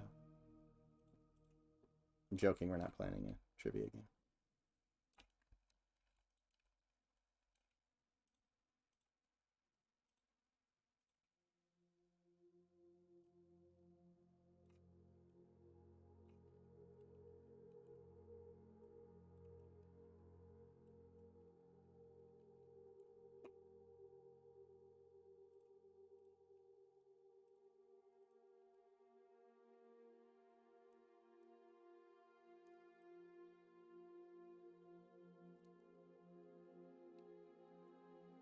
M&M tabletop pen and paper. That I could see being something in the future.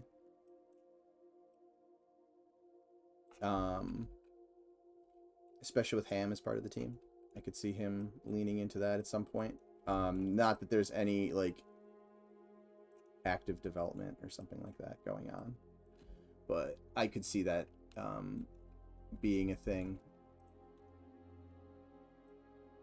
sometime in the distant future. Was there, I can't remember, was there an EQ pen and paper RPG? I feel like there was, but I don't know if I'm just being like crazy and making that up in my head. Yeah, for 3.5. Okay, that makes sense. That would be around the right time. So I feel like I've seen it back in the day and saw it again at like Half Price Books or something, which would be a while ago because I haven't been in a Half Price Books in a second. And by a second, I mean probably haven't been to one since COVID started.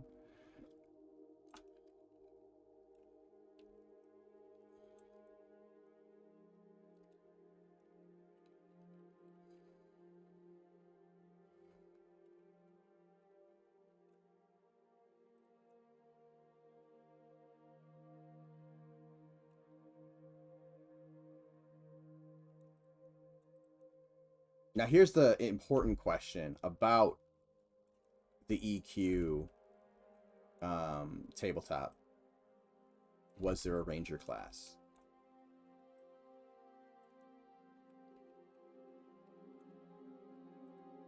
Because we all know that's the most important question. Was there a Ranger class? And could the Ranger class use True Shot? Is that it? And how would that even mechanically function? I guess that we could just have it just damage, just double your damage rolls.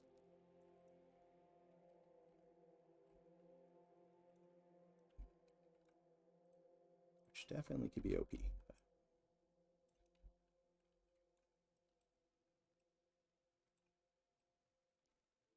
Well, there was a Ranger. I don't remember the True Shot. Well, at least they got one part right. I'll have to, next time I go to Half Price Books, I'll have to see if they actually have it. But I don't even think I have my old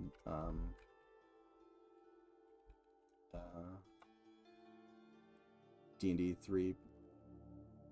Did I have 3 or 3.5? I can't remember, but I'm pretty sure a friend walked off with it. Or not walk off. I think I let a friend borrow it and I never saw it again.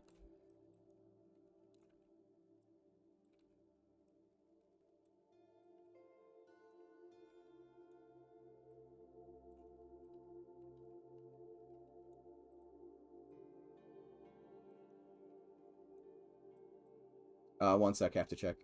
Oh, it turns out I don't know where the book is. Oh, so you have it. Might be in storage.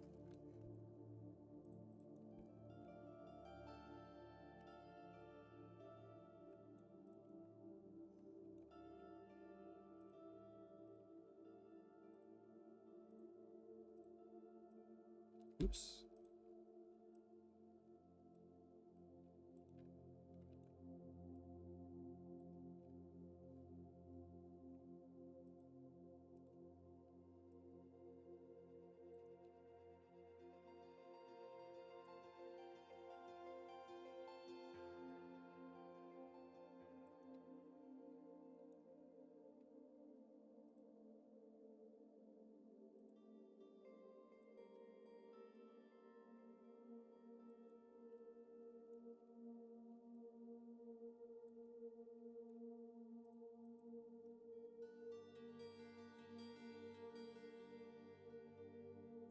Dragonlance setting was fun too. I tried to get my non-EQ friends to play EQ, but they settled on Dragonlance. I could never get my friends to play D&D. I tried in high school. I tried in college. My one friend who used to be in a metal band, he now works at Nickelodeon, but or did for a while. But anyways, he was gonna DM for a while, and that never materialized. So.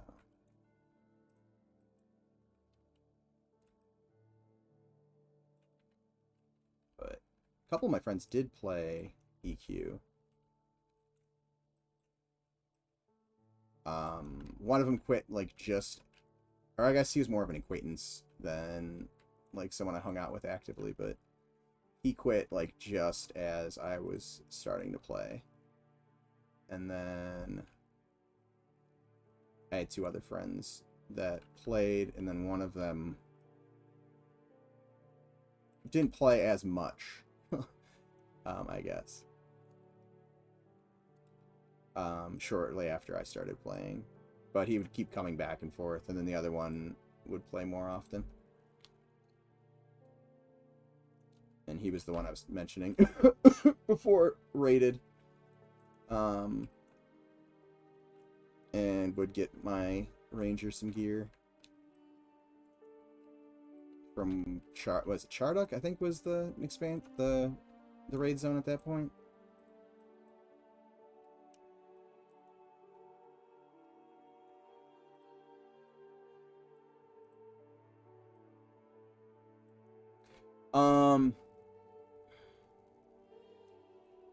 It was good to see, or it was good to see in the Lobby playtest you did on Zukin's stream that it looks like Rangers get to Ranger Gate at a nice low level in M&M. I mean, you guys got video evidence of it. Ranger Gate is a thing. It happens. And we still, when we Ranger Gate, we end up, you know, streaking at our bind location. Yeah, I love Dragonlance. The first novels I ever read were the original Wise and Hickman trilogy when I was in 2nd grade. I don't remember the first.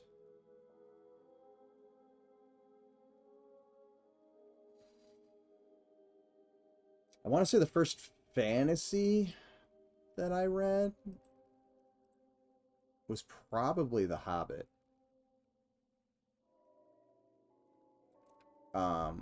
But I also didn't do a lot of reading when I was younger.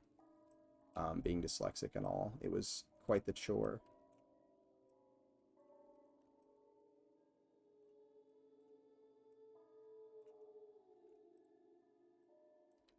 But I did enjoy stories, and occasionally my mother or my grandmother would read me stuff when I was younger.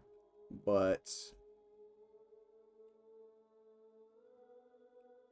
I can read faster now, but I discovered audiobooks, I don't know, probably 10 years ago. Well, I didn't discover them, but I actually like started using them, and they're amazing. So I've still got a backlog of crap to read in my, or listen to in my Kindle.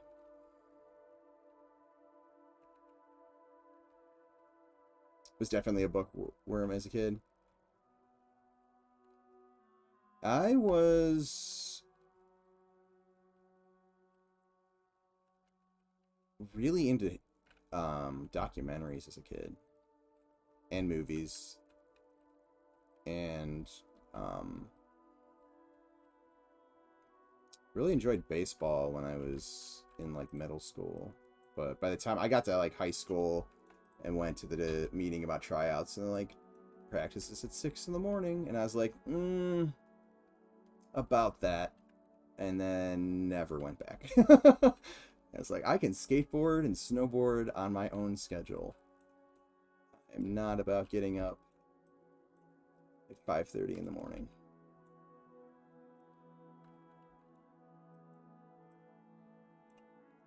I guess joke's on me, because eventually I've had movies and stuff that I've been on that I've had call times at like 5 in the morning and had to get up at like 4 to drive to set. So eventually I learned to wake up at a reasonable hour. Well, I guess that 5 isn't a reasonable hour by any means, but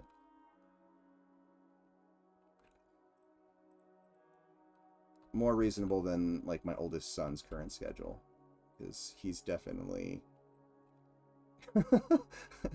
definitely reminiscent to what I was at his age in terms of when he wakes.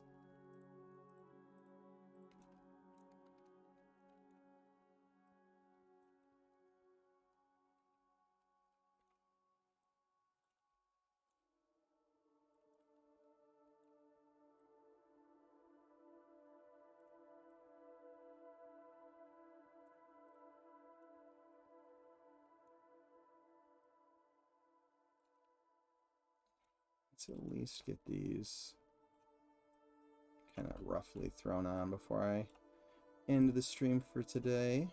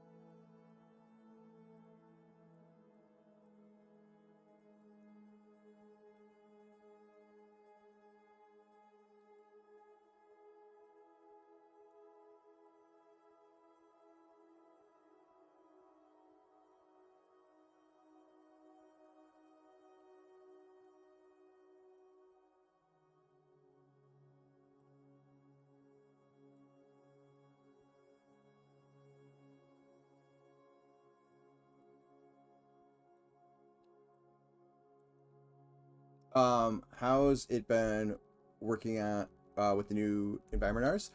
Pretty good so far. He's been doing pretty good actually. Let's fly over there real quick.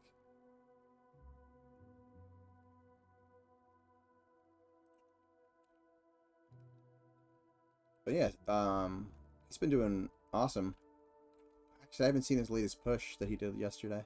He's starting to bring some of the little market stands and stuff over. But yeah, I have him working in the docks area, and he's been doing the initial exterior rough out.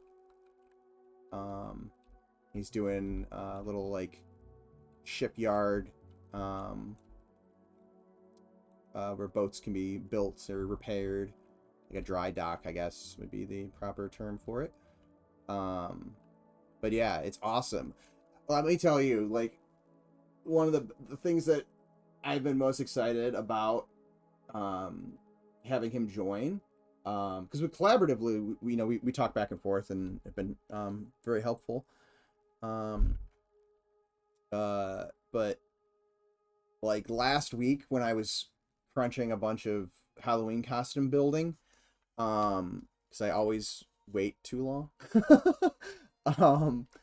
But yeah, when I was crunching on that, I'm like, oh, I'm not doing as much work. Like, it's always like one of those, if my life gets busy and I don't get as much time to put into the game, like being able to like pop back in and like see Night Harbor is still slowly growing in some space is awesome.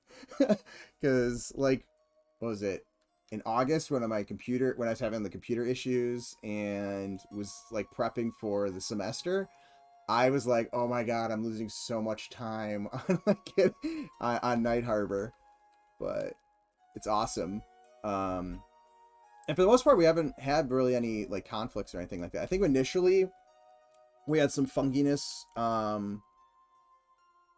getting his initial merge in, but once we got that figured out, things have taken off from there. Oh yeah, this is nice too. I hadn't seen that.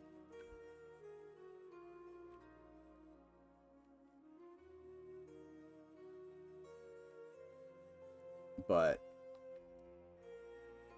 yeah, also the nice thing about it is he's had slightly different takes. Where's that was a window, but that wasn't the window I was looking for. So just having like, you know, this little kind of bevels that go the opposite way I'd been doing it. Super small change, but like just having somebody like another eye on the city helps just add a little bit more variation, I think. So yeah, it just kind of makes it feel like it's not built by the same hand over and over and over again. That, and you know, it gives me more time to kind of start to address some more of this. You know, this isn't maybe necessarily a final art pass type thing that I'm doing here, but I can actually spend some time doing more of this type of stuff and not feel like, oh my god, there's, you know, 5 more districts that I have to work on, or whatever the count is. I don't think it's 5. I think it's, hold on, 1, 2, 3, 4. Oh no, that was right. Like 5 or 6. Night Harbor is so big. But yeah, it'll also be nice once we kind of get an initial pass done on Night Harbor. I think I've mentioned this on stream before. My game plan is that I'm gonna move to the west. So through Shaded Dunes. Sean's been doing some stuff with Shaded Dunes lately. But I'm going to go through and do a pass and kind of do pro builder versions of some of the ruins and stuff like that, so that I can eventually erase the original file and it just all be pro builder until we do like an export pass. But it just makes everything easier to kind of manipulate, move around, make changes. So I'll do that, which shouldn't take too long. And then move into Fallen Pass and Fallen Watch. And then probably Vale of Zintar, which is our old Death Valley. It has been renamed.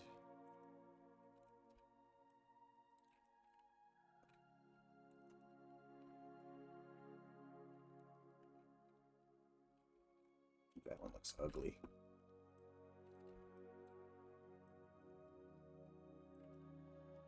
That's better.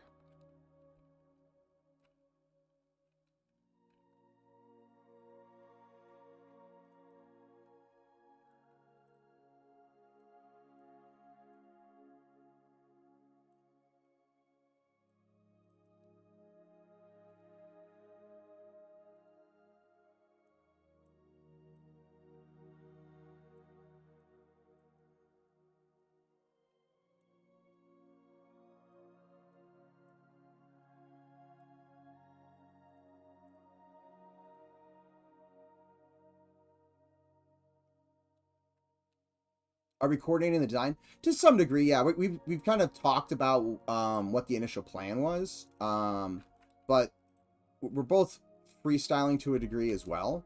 So we, you know, when we were over here, we've talked about having a lot of these like larger warehouses and stuff kind of taking up the dry dock, and then Simon had mentioned you know, maybe doing like dry dock for like repairs, and I'd mentioned that way over here. Granted, it doesn't have a boat in there anymore because our ship disappeared.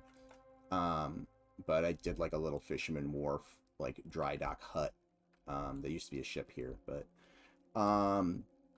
so yeah, we've kind of talked about like the initial idea, the initial layout. You know, I was talking about maybe more like market buildings and stuff spilling out over here. But yeah, we've been coordinating. But again, also, you know, kind of freestyling, filling out the space as we go, seeing what works, what doesn't. And then you know, kind of borrowing each other's work too. So obviously, you know, some of my trees are over here. The little market stalls are over here now. You know, one of the wells is over here, but with a different base. So kind of borrowing that. I'm also going to be bringing some of these little spaces on top. These little rooms that have the little domes. I want to bring some more of that into the roofs of these buildings, because a lot of these buildings I hadn't actually gotten around to actually building on the the trims on the top. Some of them have them. I think where's this one? I like marked it, but I didn't actually go in and start extruding. So this is some of the stuff that I wanted to add. So those little flourishes are already kind of being built in. So we have a slightly, I guess, different method to the madness, but because I'll do like an initial rough out, and then I'll do the interiors, and then I'll slowly start to decorate the exterior, where Simon tends to lay out just like I do, but then kind of rough in the exterior before going to do the interior.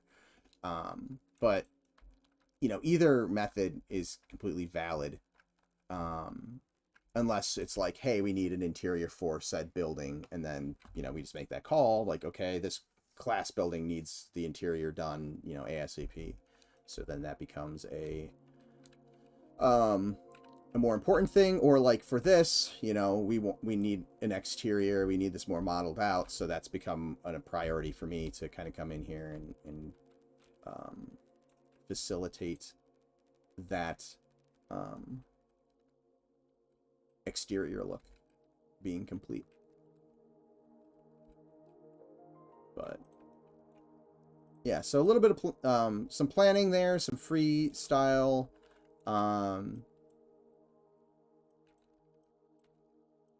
so a little bit of both.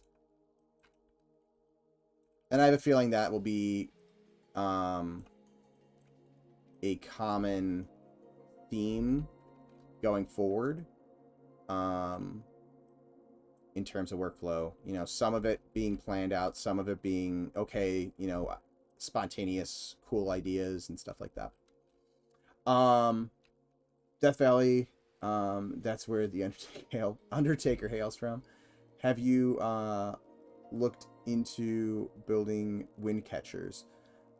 Are you talking about like the sails and stuff in Goblin's design, like this? Are you like these things? Because these are definitely going to be made. They'll probably be prefabs, with some stuff baked in. But for right now, I'm just kind of initially roughing this stuff in here.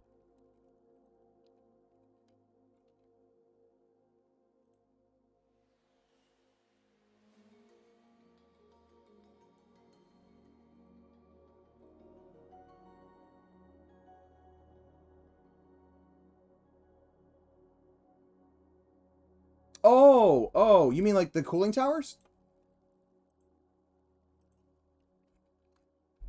Because we've definitely talked about those. Actually, I can show you some examples. We have some already. So, you know, this is kind of taking an inspiration from those. Hold on, I buried it under here. This building, which I need to fix up so we can start throwing it around, has cooling towers. So like the air would essentially kind of go in, down. Oh shoot, this I don't have this one over here. But some of these buildings that are going to be, I'm using this. Oop, not that. Where'd they go? I'm using this kind of as inspiration for Sage Side. Some with some bigger buildings and stuff as well, but you know, some cooling towers and stuff were built around that as well. So yes, the answer is yes. Sorry, I'm really good at long-winded explanations. Unnecessarily long-winded explanations.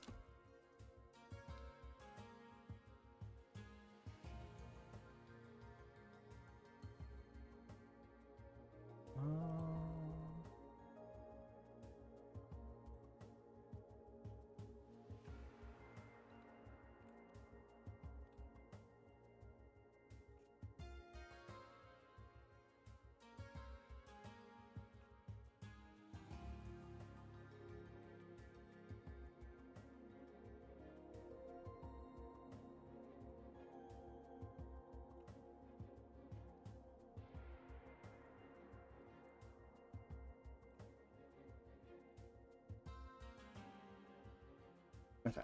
I'm not sure I like where all these are currently, but they're at least roughed in.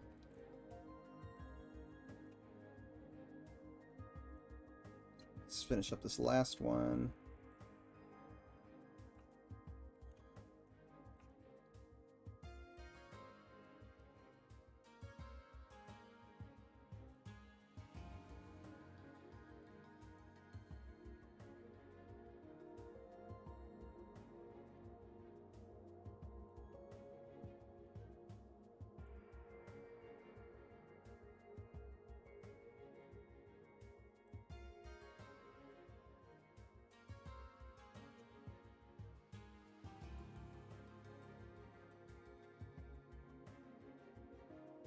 I've said this before on stream, but man, I really love this song.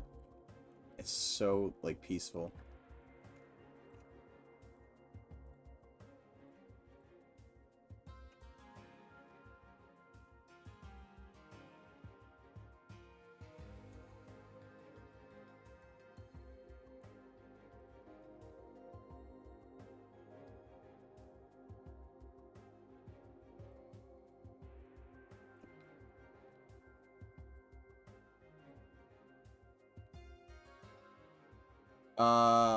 Paytas is about to go take a nap. I wish now that boys will be home soon and I'll be cooking dinner, falling asleep standing up. No.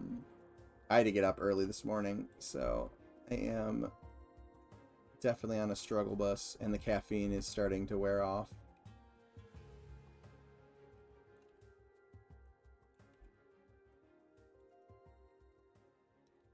Hot Pocket is dinner. Both of my sons do not like Hot Pockets. Not that I'm a gigantic fan of Hot Pockets, but like they will just not eat Hot Pockets. I need to figure out what I'm actually gonna do for dinner tonight. Now that I'm actually thinking about it, I don't have a plan.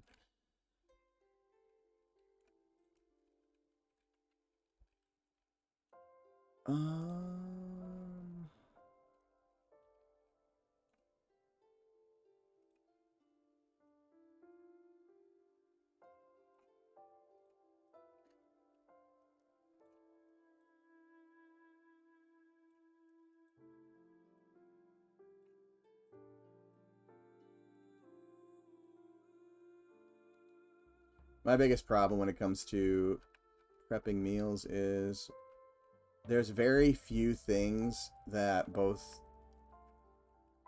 of my sons like. Like it's a very limited palette of things that both of them are like guaranteed to eat. It's gotten better over the years, but man, my oldest, I thought I was a picky eater. I mean, I kind of am. But man,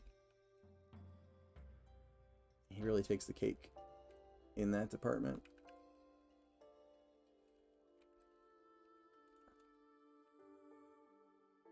Okay, we'll call this good for now. Let's see. You eat in a toilet, problem solved. Or you eat it on the toilet, problem solved. That sounds like Taco Bell. Anyways, I'm gonna wrap up the stream for today. Thanks everybody for hanging out with me. If you are new to the project, that link I just threw into chat is our website. Check it out. You'll learn more about our game, Monsters and Memories, which is an indie MMORPG that is very influenced kind of by that first generation of MMOs. So think EverQuest, Ultima Online's, Asheron's Call, Dark Age of Camelot. That like era of the genre is a lot of what we're trying to recreate. If you have any questions, feel free to jump into our Discord. Or if you just want to join the community, that is a link to it. There's like 1,500 people, over 1,500 people in there now. We have all sorts of conversations about our game, other games, the genre in general, game design in general, tabletops, all sorts of fun stuff in there. So feel free to join us. That is our mailing list. So join that if you'd like to stay up to date with what's going on in the game. These are the other team members that stream. Throw them follows if you haven't already. And we also have a YouTube channel if you'd like to get caught up on all of our past VODs. So this and all my other VODs are up there. Same with everybody else's. So if you need to get caught up, that's where you can do it. Also, if you'd like to listen to the Robert's Lovely track, which I've been playing in the background all day, there is a link to a playlist of it there as well. If you are watching on YouTube, please remember to like and subscribe, comment below, click the bell, all that fun stuff that helps us out with the algorithm to push our content out to more people that like, classic MMOs, EverQuest, things like that. Beyond that, if you guys are on YouTube and you'd like to, if you'd like to join my live chats, there should be a link in the description below to my Twitch page, which is Paytus the Ranger. Just follow the link, throw it a follow, you'll get a notification whenever I go live. Also, if you are a member of the Discord, you can opt into streaming notifications, and when any of us go live, you'll get a notification in Discord. So that's another option as well. Thank you to all my subscribers. Always appreciate your support. My next stream should be Monday night. Although I might try to do a makeup stream this weekend because I wasn't able to this Monday because of Halloween and trick-or-treating. But my Monday streams are at 8 p.m. Eastern Standard Time, and my Wednesday streams are at 1 p.m. Eastern Standard Time. So I will catch you guys later. Bye, guys.